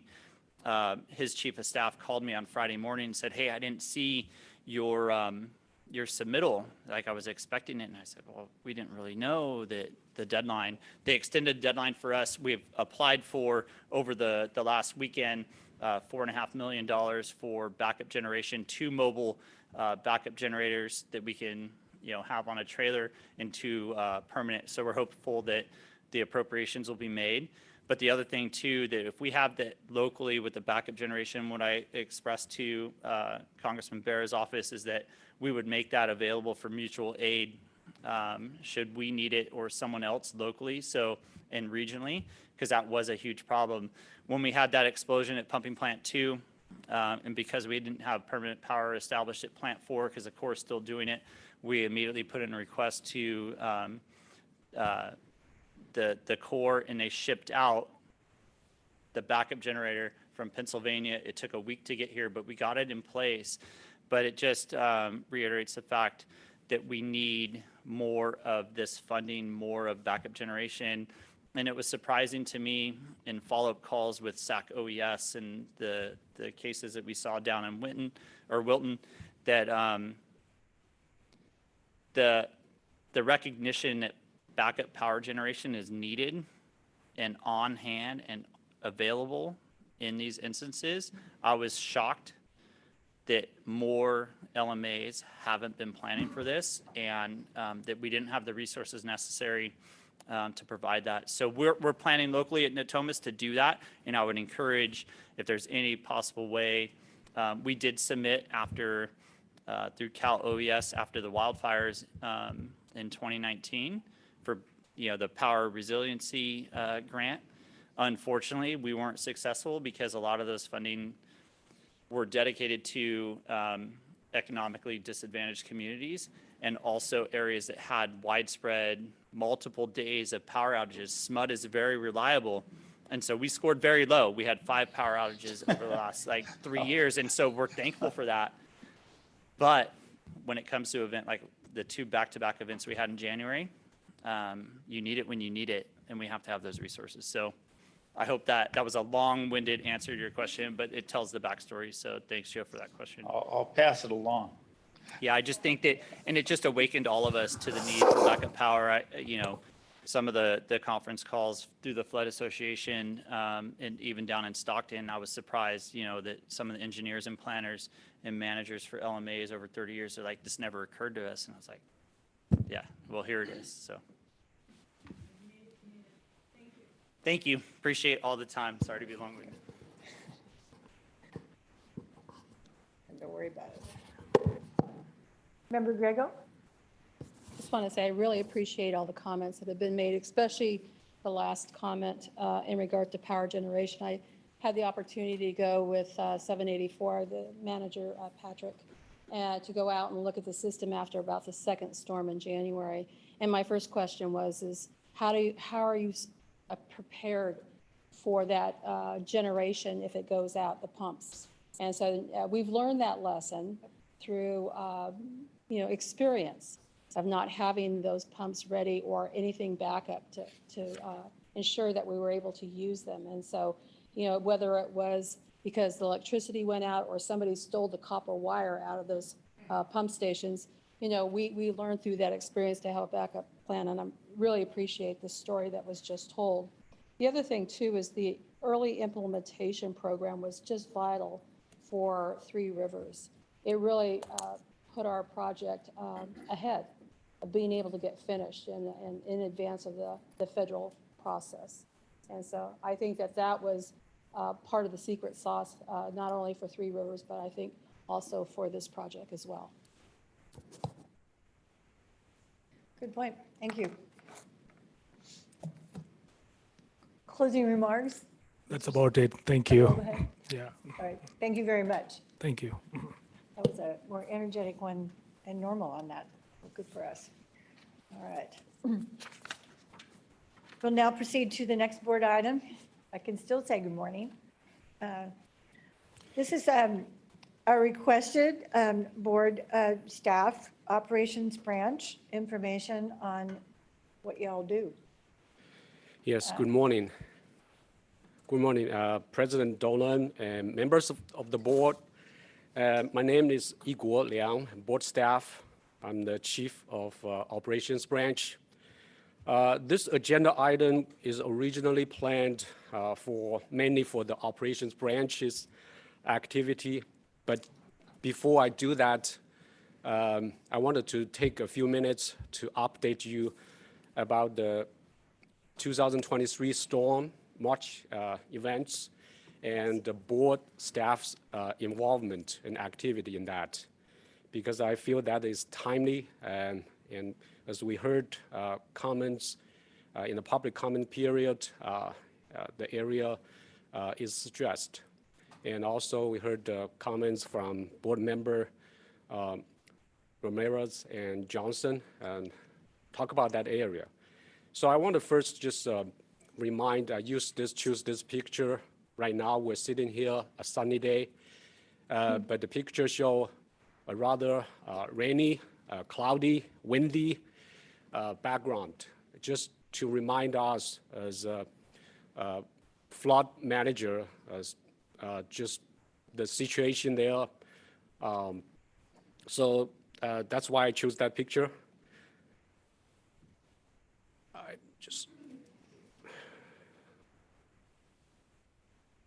I want to move forward. I'm not sure if. Next slide. Next slide, please. Some help. There it is. Oh yeah, thank you.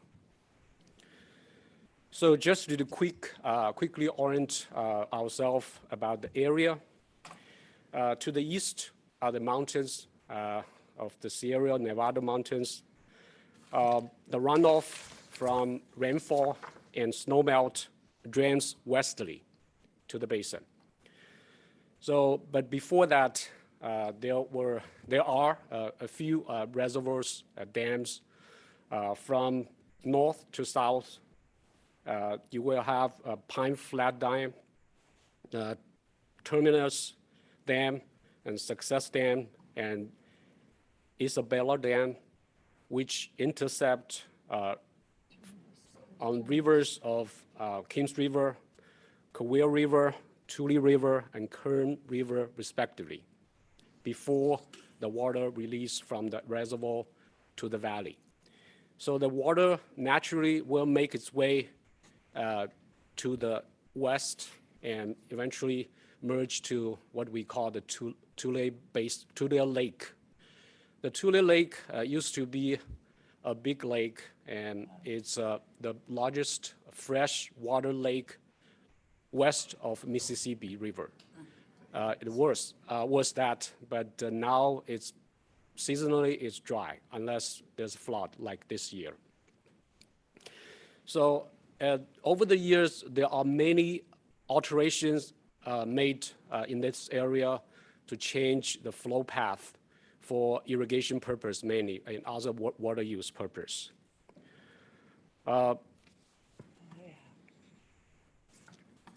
The 2023 storm really has brought unforgettable flooding to this area.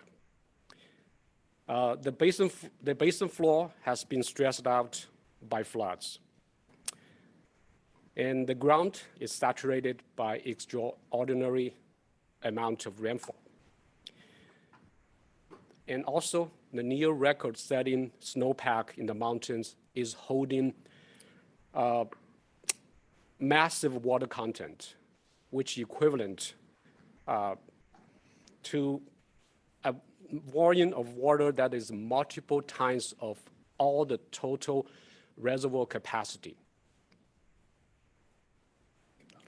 You want to say that again so we can become even more sober? So the snowpack water content, if you translate that into water, the volume of the total water is multiple times of the total reservoir capacity, the 4 reservoirs.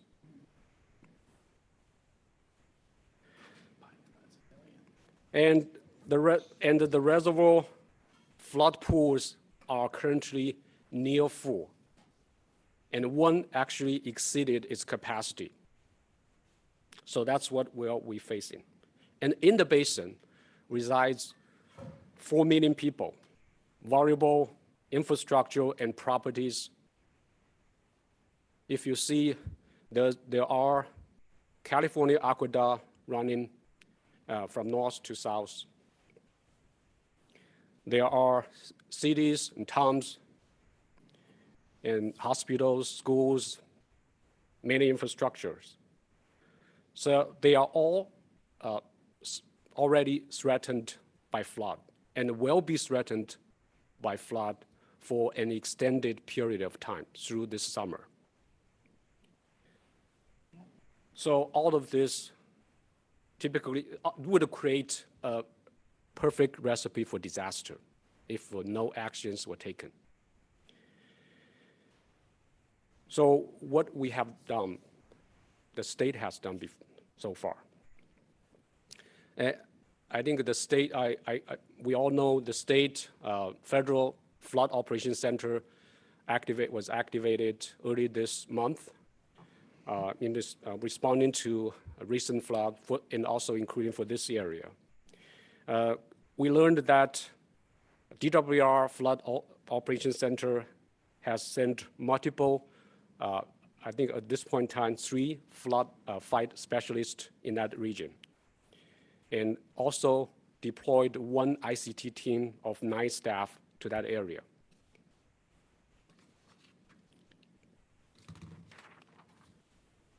Next slide. Okay, oh, yeah. So that's the emergency response part, but in the long term, there's a long-term plan, and at least there's a team formed for that purpose. The executive leaders from both DWR and the board, they got together last week toward the, I think it's Friday. So the Tulare Basin Advanced Planning Unit was then formed. The team currently is led by DWR manager and is consisted of staff from both DWR and the board. The planning team had 1 meeting so far and early this week and planned for another meeting next week. My understanding of the drive of this team is to develop solutions to protect lives and properties in this region. And more specific, this team will reach out and establish connections to the locals, learn and understand their concerns and needs, and will enhance communications to ensure operational and advanced planning information is shared and aligned at appropriate levels. The team will improve understanding of roles, responsibilities, and authorities to the most appropriate agencies. We'll provide technical and direct assistance to the locals to minimize flood risk to populated and vulnerable areas, and also take opportunity to identify whether there's any opportunities for surface storage and groundwater recharge.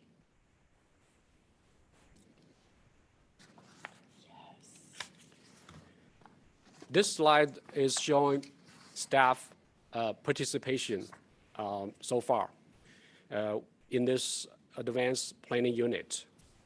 To the right, I took a screenshot from a board encroachment viewer, which shows the board regulated streams in blue. On top of that, there's some shaded area for board designated floodways. Those are the areas that board currently regulate.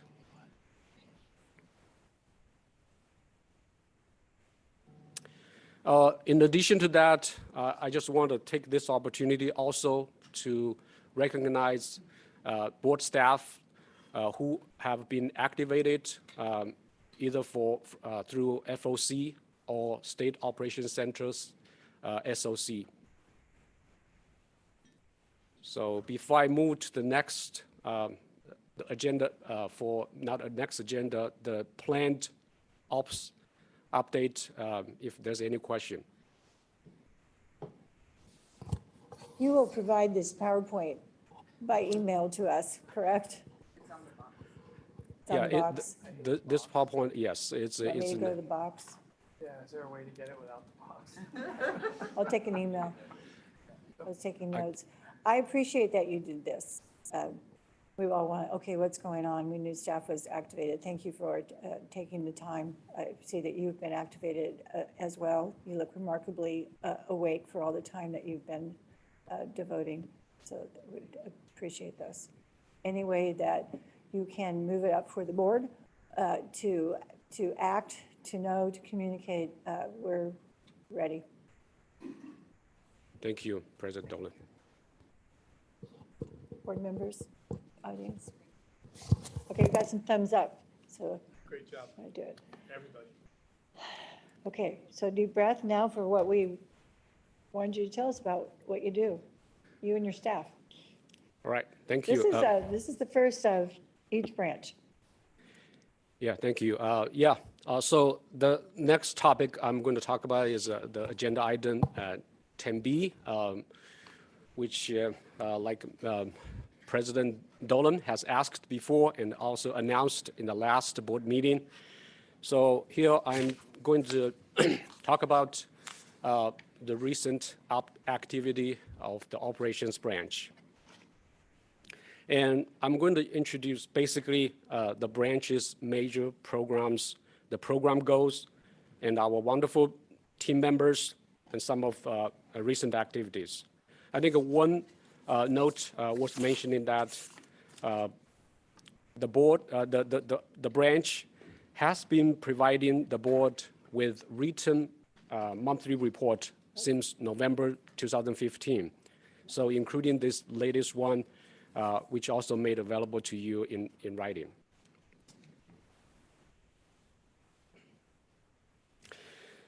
So first, I would like to start with the goal of the operations branch. It looks like a little wordy sentence if I read it all. So instead of reading it, I reformatted the goal statement intending to emphasize the 4 essential programs: the permitting, enforcement, inspection, and local maintenance agency support. And also 2 focuses of the goal is on the integrity and function of the branch, the integrity and function of the board's adopted plan flood control, and also protection of the public from flooding, the 2 focuses. So with that context, I'm going to just start with, this is outline of my rest of the presentation. I'm going to start with our routine operations programs and talk about the team, the goal, and accomplishment last couple months. And then I'm going to follow up with operational improvement projects listed here, the online permitting portal, development, historical record cleanup, and closed up with a special topic, the mid-mile broadband network installation.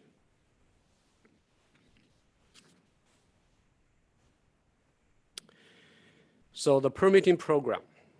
Permitting program is operated by a dedicated goal-driven team managed by Mr. Steve Lamb. So if you imagine this is a simplified workflow of the permitting process, at the up left corner, Ms. Cassandra Bichakchi. So she handles the permit application reception, intake, and she coordinates pre-application meetings. Once the application comes in, she's from front line. And then she sent information to database. The branch chief, section chief, Steve Lamb, will distribute work to 5 engineers. So the 5 engineers, they will work diligently to review technical aspect of project design and plans, ensure no adverse impact to the board's adapted plan of flood control, ensure compliance with the board's standards, and to ensure that appropriate conditions are imposed. So all of which are directly aiming to meet program's goal. So Mr. Lamb works hard to ensure that every permit is processed to meet the program's goal. The matrix in this table are pulled from the board's database that covers for actually both operations branch and also flood system improvement branch. One thing is not shown here is that there are currently over 140 active applications staff are working with. So among all the activities, the number of permit issued and the authorization letters sent are the key accomplishment I want to highlight. The permit issuance number is actually on pace to an average number of 120 also permits per year. I mention this number because it is related to a point I'm going to make later on. So our inspection program works hand in hand with permitting program in every permit issuance. Because every permit, when it is issued, it will go with a notification to our inspection section chief, Mr. Preston Sharpbell, the manager of the program. He's supported by 3 engineers. We have currently 1 vacancy. So the inspectors will conduct detailed review of the permitted project plans and specs and go to the construction sites to do inspection to make sure the permitted work is conducted according to permitted condition, is not injurious to board's adapted plan of flood control. So the team will typically close out inspection work with an inspection closeout report. The report will requiring to check all the boxes, so whether the conditions are met, whether project records are uploaded to our database, including levy logs, as-built information, etc. And the project team also, the inspection team also do routine inspections and other inspections as needed to support the program's goal.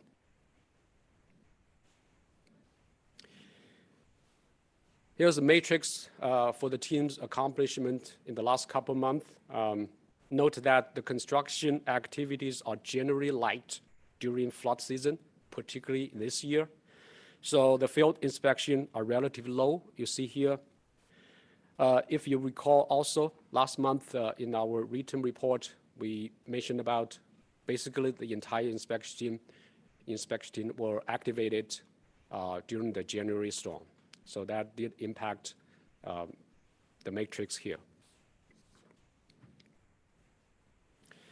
Next is our enforcement program. The enforcement program is led by Ms. Angela Caliso, supported by 5 engineers. Currently, we have 1 vacancy. So the enforcement program is an essential piece of board's regulatory operations in that it is given the enforcement authority through California Water Code Section 8700 and California Code of Regulations Title 23 to take necessary enforcement actions to abate or remedy any encroachment, work, or activity that may pose a threat to the integrity or function of the board's adaptive plan of flood control.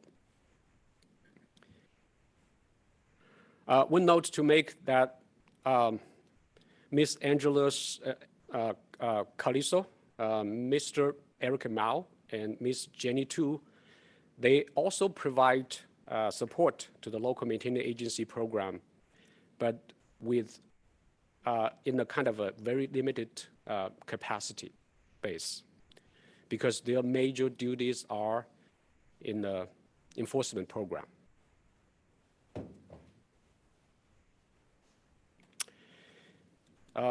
This slide shows the enforcement program's accomplishment in recent months. Note that receiving a permit application result from enforcement action is one of the desirable outcomes. And one actually more desirable outcome is actually no encroachment at all and no violation at all, and then stop activities that may have any threat to the board's adopted plan of flood control. So staff will never close out any enforcement case unless all identified violations are satisfactorily addressed. Also worth noting is that all but one staff in the enforcement section were activated during the January storm activation. So this is the local maintenance agency support program. This program has been board's priority.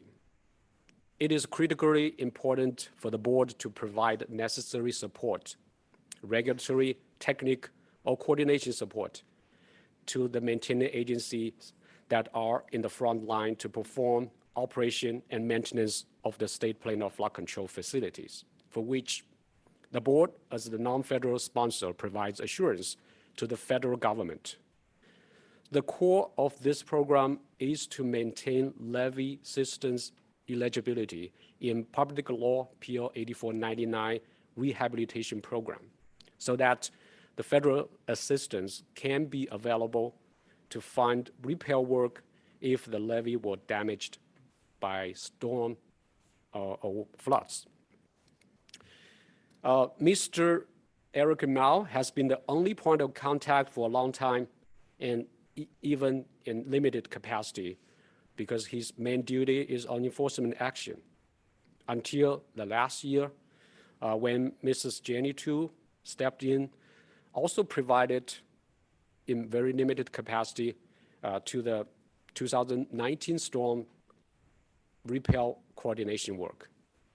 The chief, section chief, Ms. Angela Caliso, provides some supervisory oversight role, because her role, her priority role is on enforcement. So this is an area we are hoping to increase our staffing capacity, and we are working on the BCP, and hopefully we can get additional staff in this BCP cycle. Okay. So before I talk about this more, I want to just make one update. The written report I gave to you, provided to you, is a little bit updated because we received some updates after the written report was finished. So there's just one slight change I'm going to mention.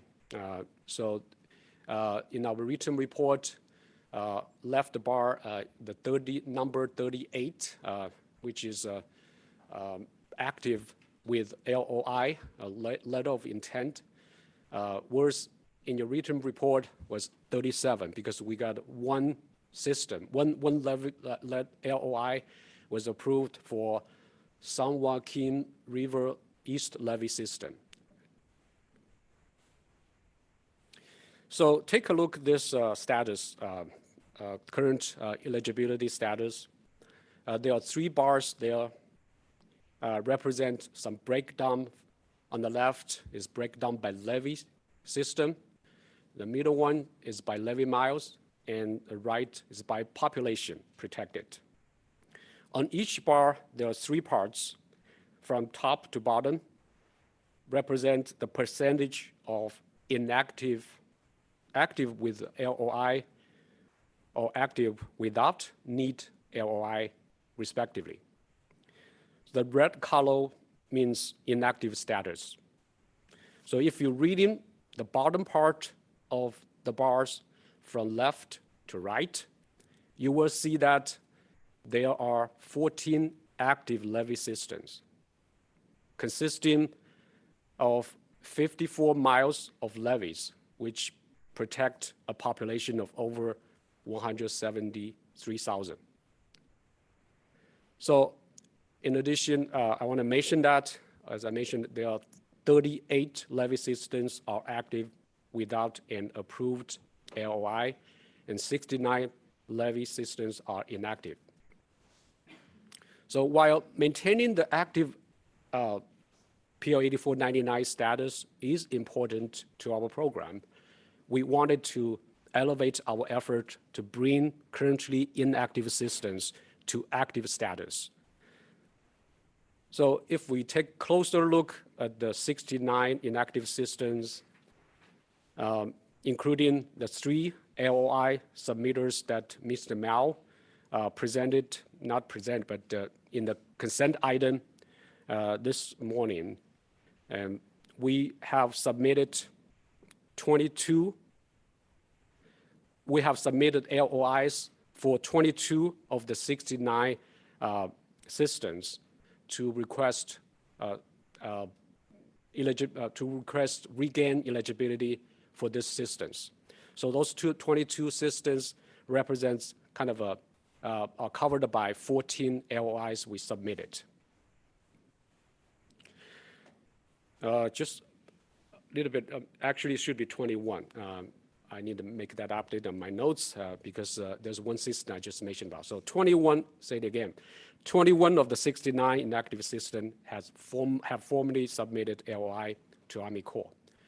So when I say formally, I wanted to clarify that the 14 LOIs representing the 21 inactive systems have been informally submitted to Army Corps for review. And all their comments we have already addressed in the former submitter. Also note that there are 12 levee systems in the Low San Joaquin Levee District, which is currently inactive because Army Corps does not consider this part of SPFC. Lastly, but certainly not least, our preliminary assessment shows that the majority of those inactive levee systems are actually built to protect the disadvantaged community.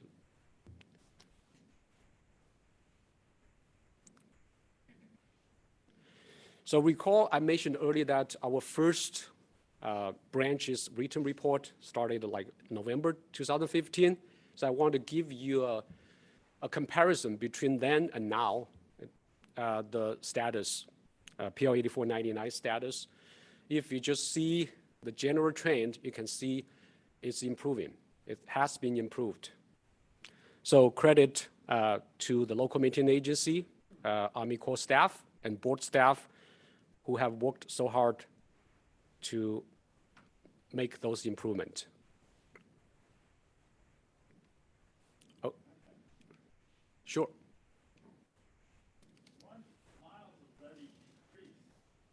That's good. Yeah, that's a good question. So 2015, I think there were a few new systems being brought into this. There were 5 systems in South Sacramento area. So the 5 systems, if you look, the number of systems also increased. That's a very good catch. But I was showing this just try to see the trend. But you are right. I think if you look 2015, there's less system in this in our SPFC.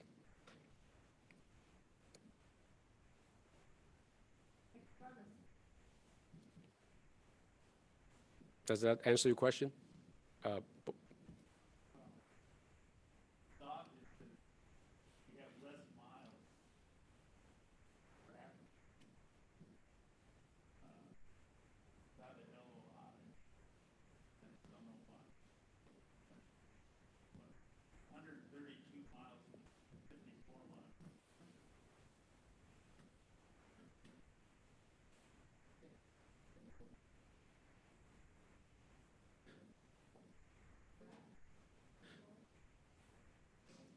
I cannot see the slide, but we can check back. But my understanding, the miles change, system change is due to the South Sacramento system, the 5 system being added, which represent, I think the percentage bar may change because of that. And also note that the current status is March, so it's different from the latest update that I showed you, which is for April. We added the latest information for 1. So that changes kind of a slightly for the San Joaquin River East Levee system.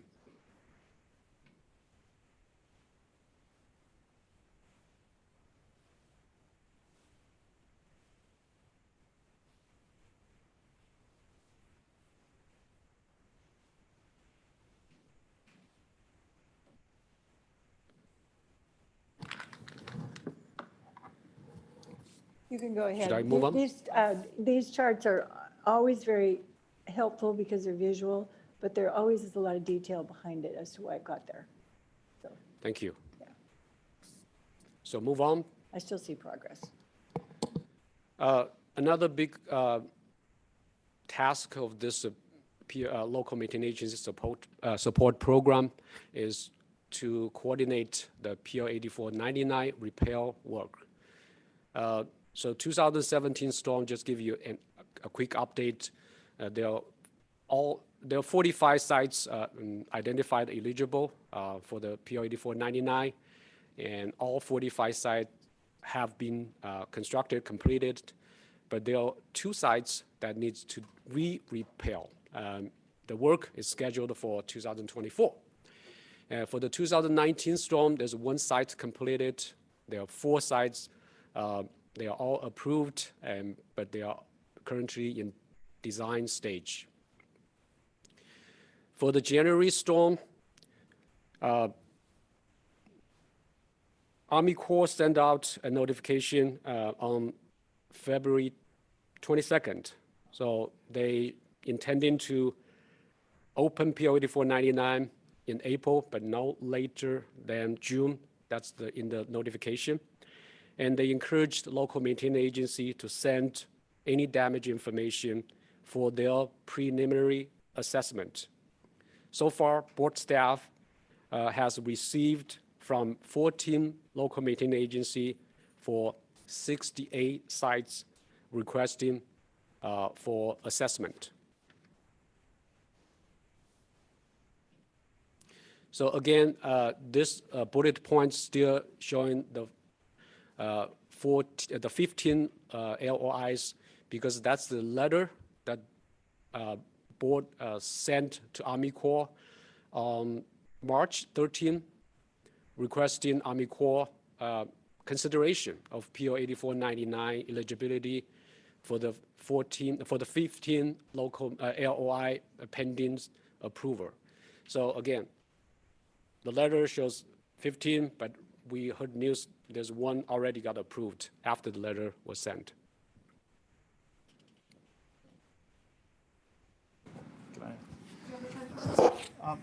What is, on the PL 8499, is the process that the LMAs don't submit directly to the Corps, they submit to the board? Is that what you're saying? And then the board makes the submittal to the Corps?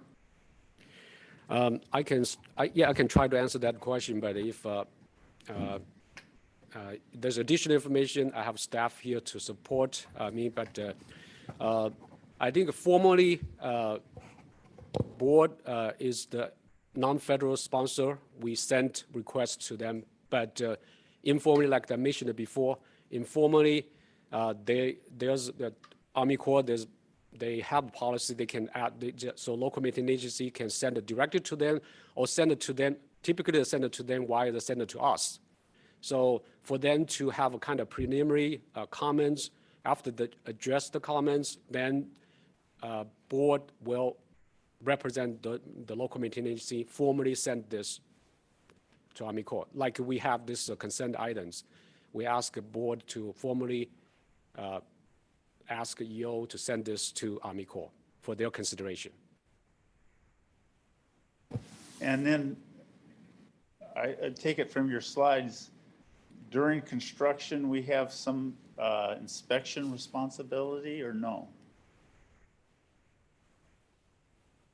Can you clarify, please, when you say during construction, you talk about, so you mean the repair? Oh.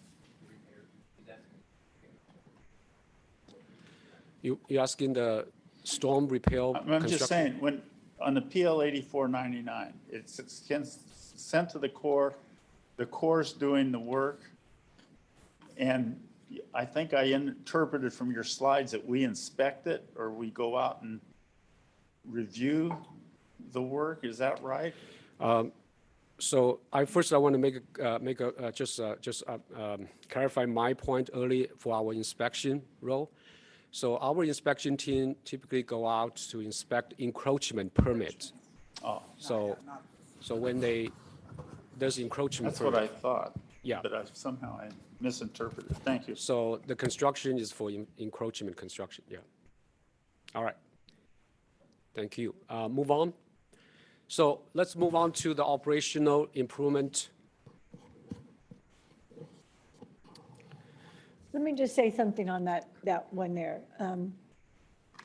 It certainly came to our attention remarkably at the last meeting, and Member Ramirez says, well, let's send a letter to the Corps about the LOIs that have been approved at the board level and the district level and are sitting somewhere. So we sent one. So out of the 14 that were waiting, one came through. So maybe we need another letter, another phone call, another email. I know the Corps is a little busy right now in California, but those LOIs need to go forward and be accepted. So I'll get on that. Thank you. Thank you for your comment. So move on to the operational improvement. So we understand stability is important to keep operations running, but the change or improvement can be more important for better operations. So our program managers and staff always look for ways to improve our program operations. So including better tools, data, procedures, processes, or modifications to the board regulations. Currently, one of our improvement projects is to develop an online permit portal, which aims at improving permit application submission, data entry efficiency and accuracy, interactions between applicants and board staff, and transparency of application status. Staff has been meeting with consultant development team weekly. And currently, we are working on designing the interface and the function modules. So we'll continue to report the progress on our written report, monthly written report on this subject.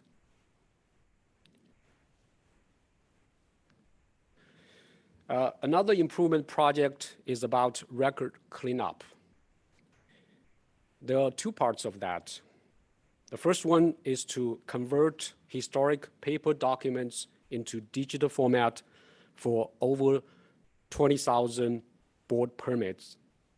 So this involves typically scanning permit documents and upload to database and enter key permit information such as location, year, time of the permits, and also permittee information, encroachment type, etc. So the digital format of historic permit information will fit in the encroachment viewer, which is an application the board developed a couple of years ago to assist technical analysis by board staff for regulatory programs. So the more accurate digital information fits into the viewer, the more efficient the technical analysis can be. So this is an area we can benefit from additional resource. Currently, all our staff, when they process a permit, and they always do this update, but they currently don't have time so when they process the permit related to something, a historical record, they always do that. And the new permits always come in digital form, so that's not an issue, but it's about the historic permits. So they really have a limited time to work on this. We do have a student assistant helping us, but we are, if you look at the record and how many have we done and where we are and our pace, so we need an additional resource if we really want to complete that in a short time. So another part of the record cleanup is the reclassification of ABO permits, automatic board order permits. So we have a few thousands of those type permits, and And we needed to reclassify because in the past, we found that there are some system features are given permit, and there are a lot of changes over the time. So we're working, try to clean up this part of record. But due to our kind of a staff who is working on this left a few months ago, so we really don't have a lot of basically no activities during the last several months. So lastly, I would like to briefly talk about a special task regarding the Meet My Broadband Network Installation Project. So if you recall last month, the project team gave an informational briefing to the board at February meeting. So I just wanted to highlight that the anticipated number of applications over 180. So here is 188, which translates about 1.5 times of current annual staffing capacity. Remember, I mentioned earlier, annually, our permanent staff is able to process 120 permits per year. So those are the key and also the schedule. Construction, they expect to start early 2025. That does not give us a lot of time. So those are the challenges we're facing. We are currently meeting with the project team monthly with Army Corps 408 staff participation, and also our board staff participated in those meetings. And we're talking about how to streamline the process. I think understand our permitting chief, Mr. Lam, is working hard to develop kind of a streamlined process. We're still doing that and reviewing the process. And also we talked about have a pilot project, and the project team prepared one pilot project. They are ready to send it to us to test the process. And also, lastly, I want to mention is that resource need. And we have already reached out to them and tried to set up a meeting with the appropriate people from their team to talk about funding mechanism. When you say their team, do you mean Caltrans?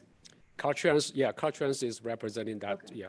So the MMBN project team that's meeting is the 408 from USACE and our staff, but not Caltrans? Who's the project team that meets monthly? Who are the members?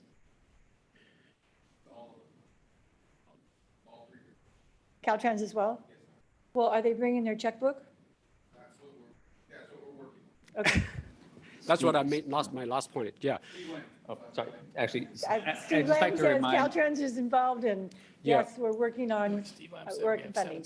I'll let our permitting chief, Steve Lamb, to address that comment. Thank you. Just want to remind staff or anybody coming up to speak, just come to the podium and announce yourself, please, so it's on the record. Thank you. Steve Lamb, permitting section. And the president was reminded as well to ask for that. My apologies. Yeah, Steve Lamb, permitting section chief. Yes, we're meeting as a group monthly. Mm-hmm. We're working to set up a meeting with the middle mile broadband group to work out funding mechanisms, how we're going to fund getting these permits reviewed and such. So yeah, we do that frequently and ramp it up as needed. Member Ramirez, he raised his hand first. Oh yeah, no, I didn't see Member Ramirez first. Go ahead. No, go ahead. I'm not saying anything. That made me laugh and choke at the same time. I'm sure you thought of this, but I can't help but ask the question because it just occurred to me to take advantage of this opportunity on the online permitting. Any chance they'd be willing to pilot that and help fund and or pay and expedite what you were doing anyway as part of their project? Does that make any sense? Or is it? Oh, they're new and they're Steve Lamb again. It makes complete sense. I think it's a little bit timing wise, a little bifurcated. And if we can get there, absolutely, we're going to roll this out. We're looking to work with LMAs on the permitting portal side as well to get their feedback. And then we're going to actually pilot it internally with Cassandra, our permitting intake specialist, who is physically doing the data entry. So we've got a few stopgaps. If it can work, we're more to it because it cuts down on our workload. Yeah, I was just thinking, I know that cash isn't infinite for anybody, but if we're staff limited and cash limited, but they've got money to spend and it's in their interest to go fast, if there's a chance to have them help us also at the same time, great. But I leave it to you guys. You guys know the details way better than I do. Just wanted to ask the question. Appreciate it. Thank you. Member Bosler? No? Vice President? No, I think that got it. I was looking to see if we could share resources, and by share, I mean them help us. Sounds like you're on it, so really appreciate it. That's exactly what we're Yeah. looking for. Yeah. Well, if you need some impetus, let us know. It's a high priority, and having it permitted is necessary. Member Bosler? Another door to knock on would be the Department of Technology, because they had specific money set aside just for this purpose to go out and help modernize different aspects of state government. And given that this also supports a primary, one of the important goals of the governor, which is to get that middle mile built, it seems like it could go up on the list of priorities. So I would also talk to the Department of Technology, who specifically is going around state government and helping people set up these very kinds of things. Thank you. All right, you'll help with the contact.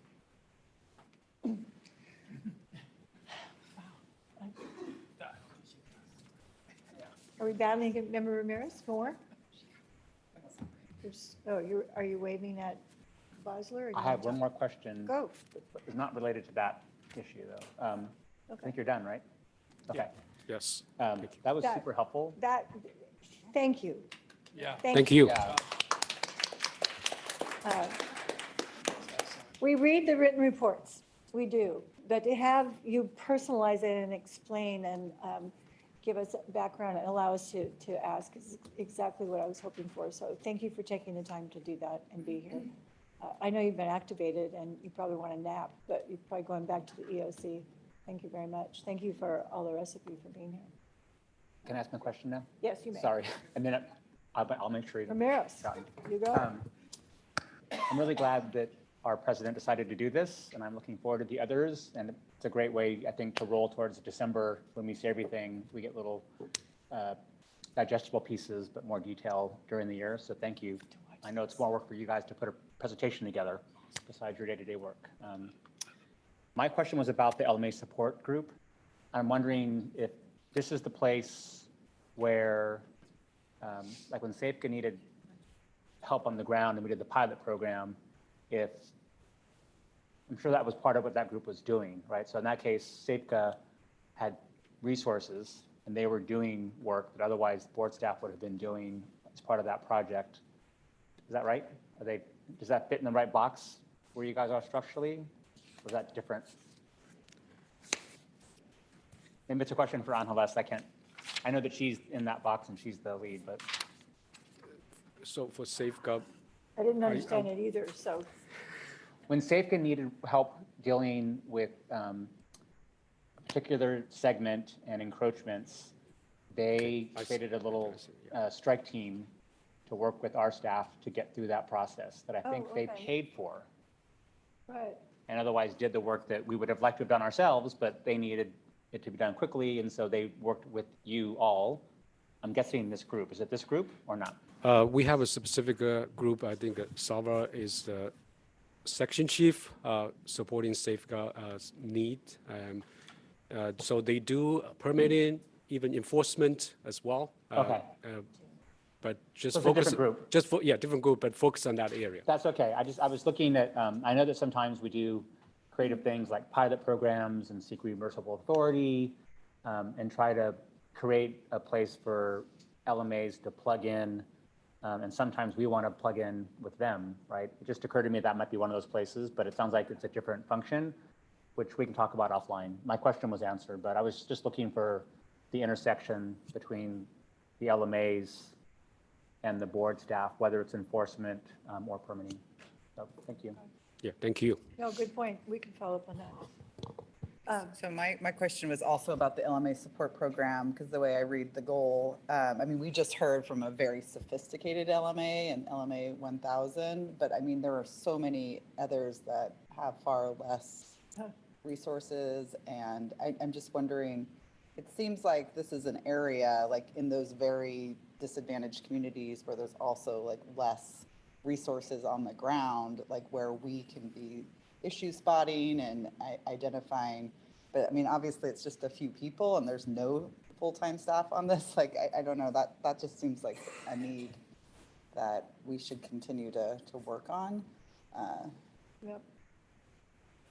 I guess that's more of a comment than a question, but I just wanted to make sure I'm reading this through. I mean, it says board, you know, to help the LMAs through the processes to maintain their systems. Yeah, you're absolutely right, Board Member Bosler. Yes, we do wanted to, as I mentioned, that we do wanted to elevate our capacity and to focus, as I highlighted, a lot of the inactive system of protecting disadvantaged communities. So we do wanted to focus on that area, and we're working on BCPs and try to get additional funding, support resource to support that aspect of our program. There certainly is a wide variety of capacity of the local maintaining areas, so agencies. And it's the ones that have the most devastation are the ones that don't have staff because they don't have the resources. You got a small community and there's no way they have a full-time flood staff. So the crisis comes and it could be, I don't know, it could be the clerk. I know that from the ones in my area. It's just like, oh my gosh, who gets assigned this today out of the 3 people they have. Your fan club is behind you. So thank you. We'll take them in the order they're lined up. Good afternoon, and sorry it's lunchtime, but there's 3 comments that I'd like to make after that excellent, well, one is, that was an excellent presentation, and I too want to thank the chair and whoever came up with the idea. I basically, from that presentation, learned that I know a very small part of everything your staff is doing, so it was really quite impressive. The second thing is, it's very rare for the regulated community to support adding regulatory staff, but in the case of your staff, we would just really like to compliment them. They are very good partners to work with, and we have a high level of confidence in them. We are therefore supporting staff increases for you in that area. So we just want to make sure that from the local perspective that we share that and you know that. And then the last thing would be, I didn't hear it in his presentation on the permitting part, but when you receive permits for encroachments of the state plan of flood control system, they're also working with our local agencies because, as you know, we often have conditions we need to be put on the permit, and you're looking for the endorsements. And so your staff does have work that they do with the locals when it comes to that as well. And again, we are very complimentary for that relationship, and thank you for the presentation. Thank you for pointing that out and your support. What happened to the rest of the fan club? There were 2 others. That was in case there were questions. Is that right? Okay. Thank you. That exceeded my expectation. Member Grego. You know, I really appreciate the presentation that we just got, just like everybody else. And, you know, we just don't have enough staff to, you know, help all that need helping. But I always felt coming from the 3 Rivers perspective, you know, our work, the work of 3 Rivers is never done. There's always work to be done. But the heavy lift has already occurred, and I always felt that there was an obligation because of our experience that we should be helping other smaller maintaining agencies, especially those in the rural community. And I don't know if that's such a bad idea, is that, you know, because how soon could we get people hired and in place for helping these LMAs when we have agencies out there that may have the resources to help smaller communities? It's just a thought. And I think that, you know, wherever we can find help, we should pursue it. Partner. Okay. Melinda Terry. Melinda Terry again, Central Valley Flood Control Association. Thank you for that. And yeah, I think the good news is, as you heard from Kevin King from RD 1000 earlier, I think there are ways for them to help. And I don't know, based on your question, how far you meaning that help, but just understand we are constrained by Prop 218. The funds are limited when they're voting to go to that region. So we are constrained by that. But there's other types of help. And part of that is that educational help that Kevin was talking about that can be helpful. So thank you. The regional flood management planning Yes. groups are so key Thank to you. this. You're right. That's And the exactly gaps the in the answer. funding to keep that momentum going are harmful. Yeah. 100% agree. Thanks. Jane, I just wanted to follow up on Melinda's comment about writing up that case study, though. I think there's a lot to be learned by the legislature, but also by other RDs that want to do something like 1000 did. And so like even like from a practitioner standpoint, I mean, they probably be two different documents, more of a practitioner focused and then one that's more advocacy focused with the legislature. But I think there's real value in that. And I know you have workshops, but as an association, we're talking about doing some more of those to educate our members so that they can learn from others and share that. So we're hoping to really expand on that, and maybe we can partner with you on that, because I think you're right. The larger ones have the funding, but they also learn things, what to do and not to do. And I think we can do a better job of sharing that. So thank you. All right, that last comment was Melinda Terry. The one before was Member Bosler. Just trying to give Jim Peters an idea who's talking. Okay. Where's my agenda?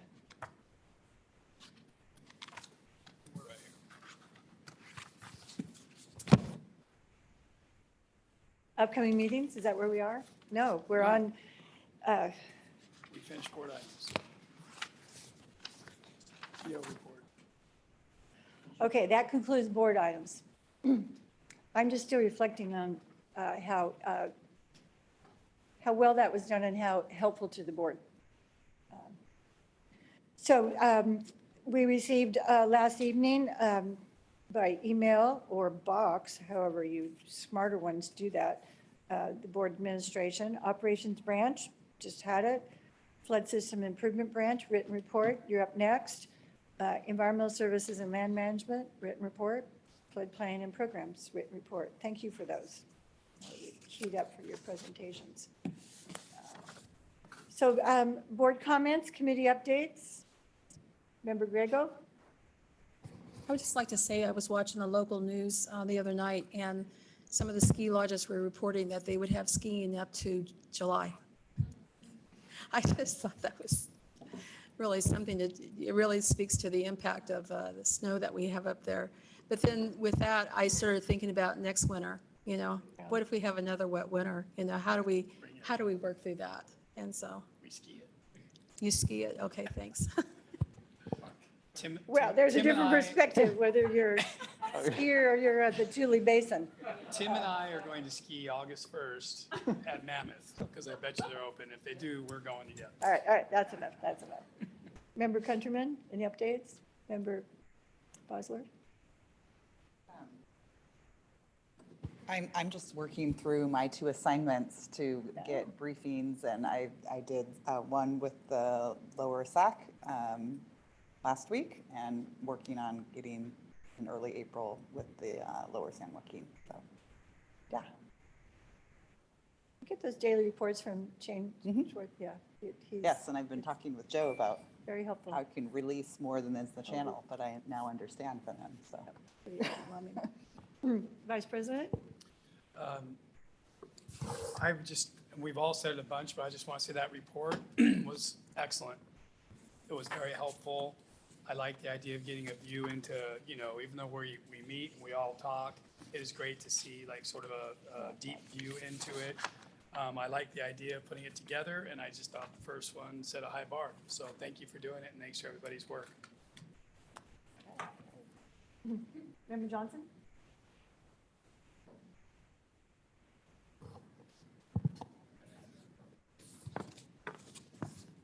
Member Ramirez? Just a couple quick things. I know that there was more than the one letter that I reviewed and commented on, but the 7,001 letters, right, were sent to the Corps for non-federal interest for lots of projects in the Valley. But I wanted to mention the Tuolumne specifically because that's something that's come here before that we've been talking about. And I wanted to thank Ruth for helping bring that to my attention. So I tried to add some color to the required language. Probably doesn't read the same as the rest of them. And I'm sure we can get copies of those, but I wanted to just mention that and thank staff for keeping that on their radar and putting it on my radar. I also wanted to maybe say the obvious, which is for like the last 3-4 years, we've been trying to figure out how to message thinking about floods in a drought. The floods are here. So there's almost too many things to keep up with at this point for us and for our staff. But these ideas about sharing information and experiences and examples is really important. Right? We need to really think about trying to capture that as best we can. I know that you're going to be at the association later next month, I think, for a panel. Those are great opportunities. There's another PPIC panel also in April that I've been asked to be part of on something similar. Those are moments in time, but building some information that can be shared more broadly, especially the discussion we had here about the experience going through the process for local funding, like those things are so relevant and important to other people besides us. It helps us get our work done, but it helps other people see the value that maybe they don't otherwise have a chance to have access to and to look at it through their lens. So we should just do what we can to help people build that information. I know we're limited in our ability to do that with our group, but other people care. We've heard that today. And so we should just do our best because these things don't happen very often, right? Like what's happening now hasn't happened for a very long time. And it really highlights the role that we have and that we play, which is super valuable. So we should just continue, I think, to do what we're doing. And if we can do more or bring in more partners, that would be even better. So it's a really busy time, but it's a really important time for us to be exposed for the work that we do and the transparency and the way that it plays out when things happen. So that's it. Just wanted to bring a little focus to that. I know you guys are all doing that and I really appreciate it. I see it, I read it, I hear about it, I see the emails. I know the staff is also. I just think that I wanted to put a highlight on it so that we were continuing to support each other as best we can. Yes. Yes, we're all working on that. I don't have any. You've been listening to me all day, and you get to listen to me in closed session, so that will be it. Upcoming meetings, Central Valley Flood Control Association Annual Flood Forum is Tuesday, April 4th. I think a whole lot of us are registered, so I'm looking forward to that.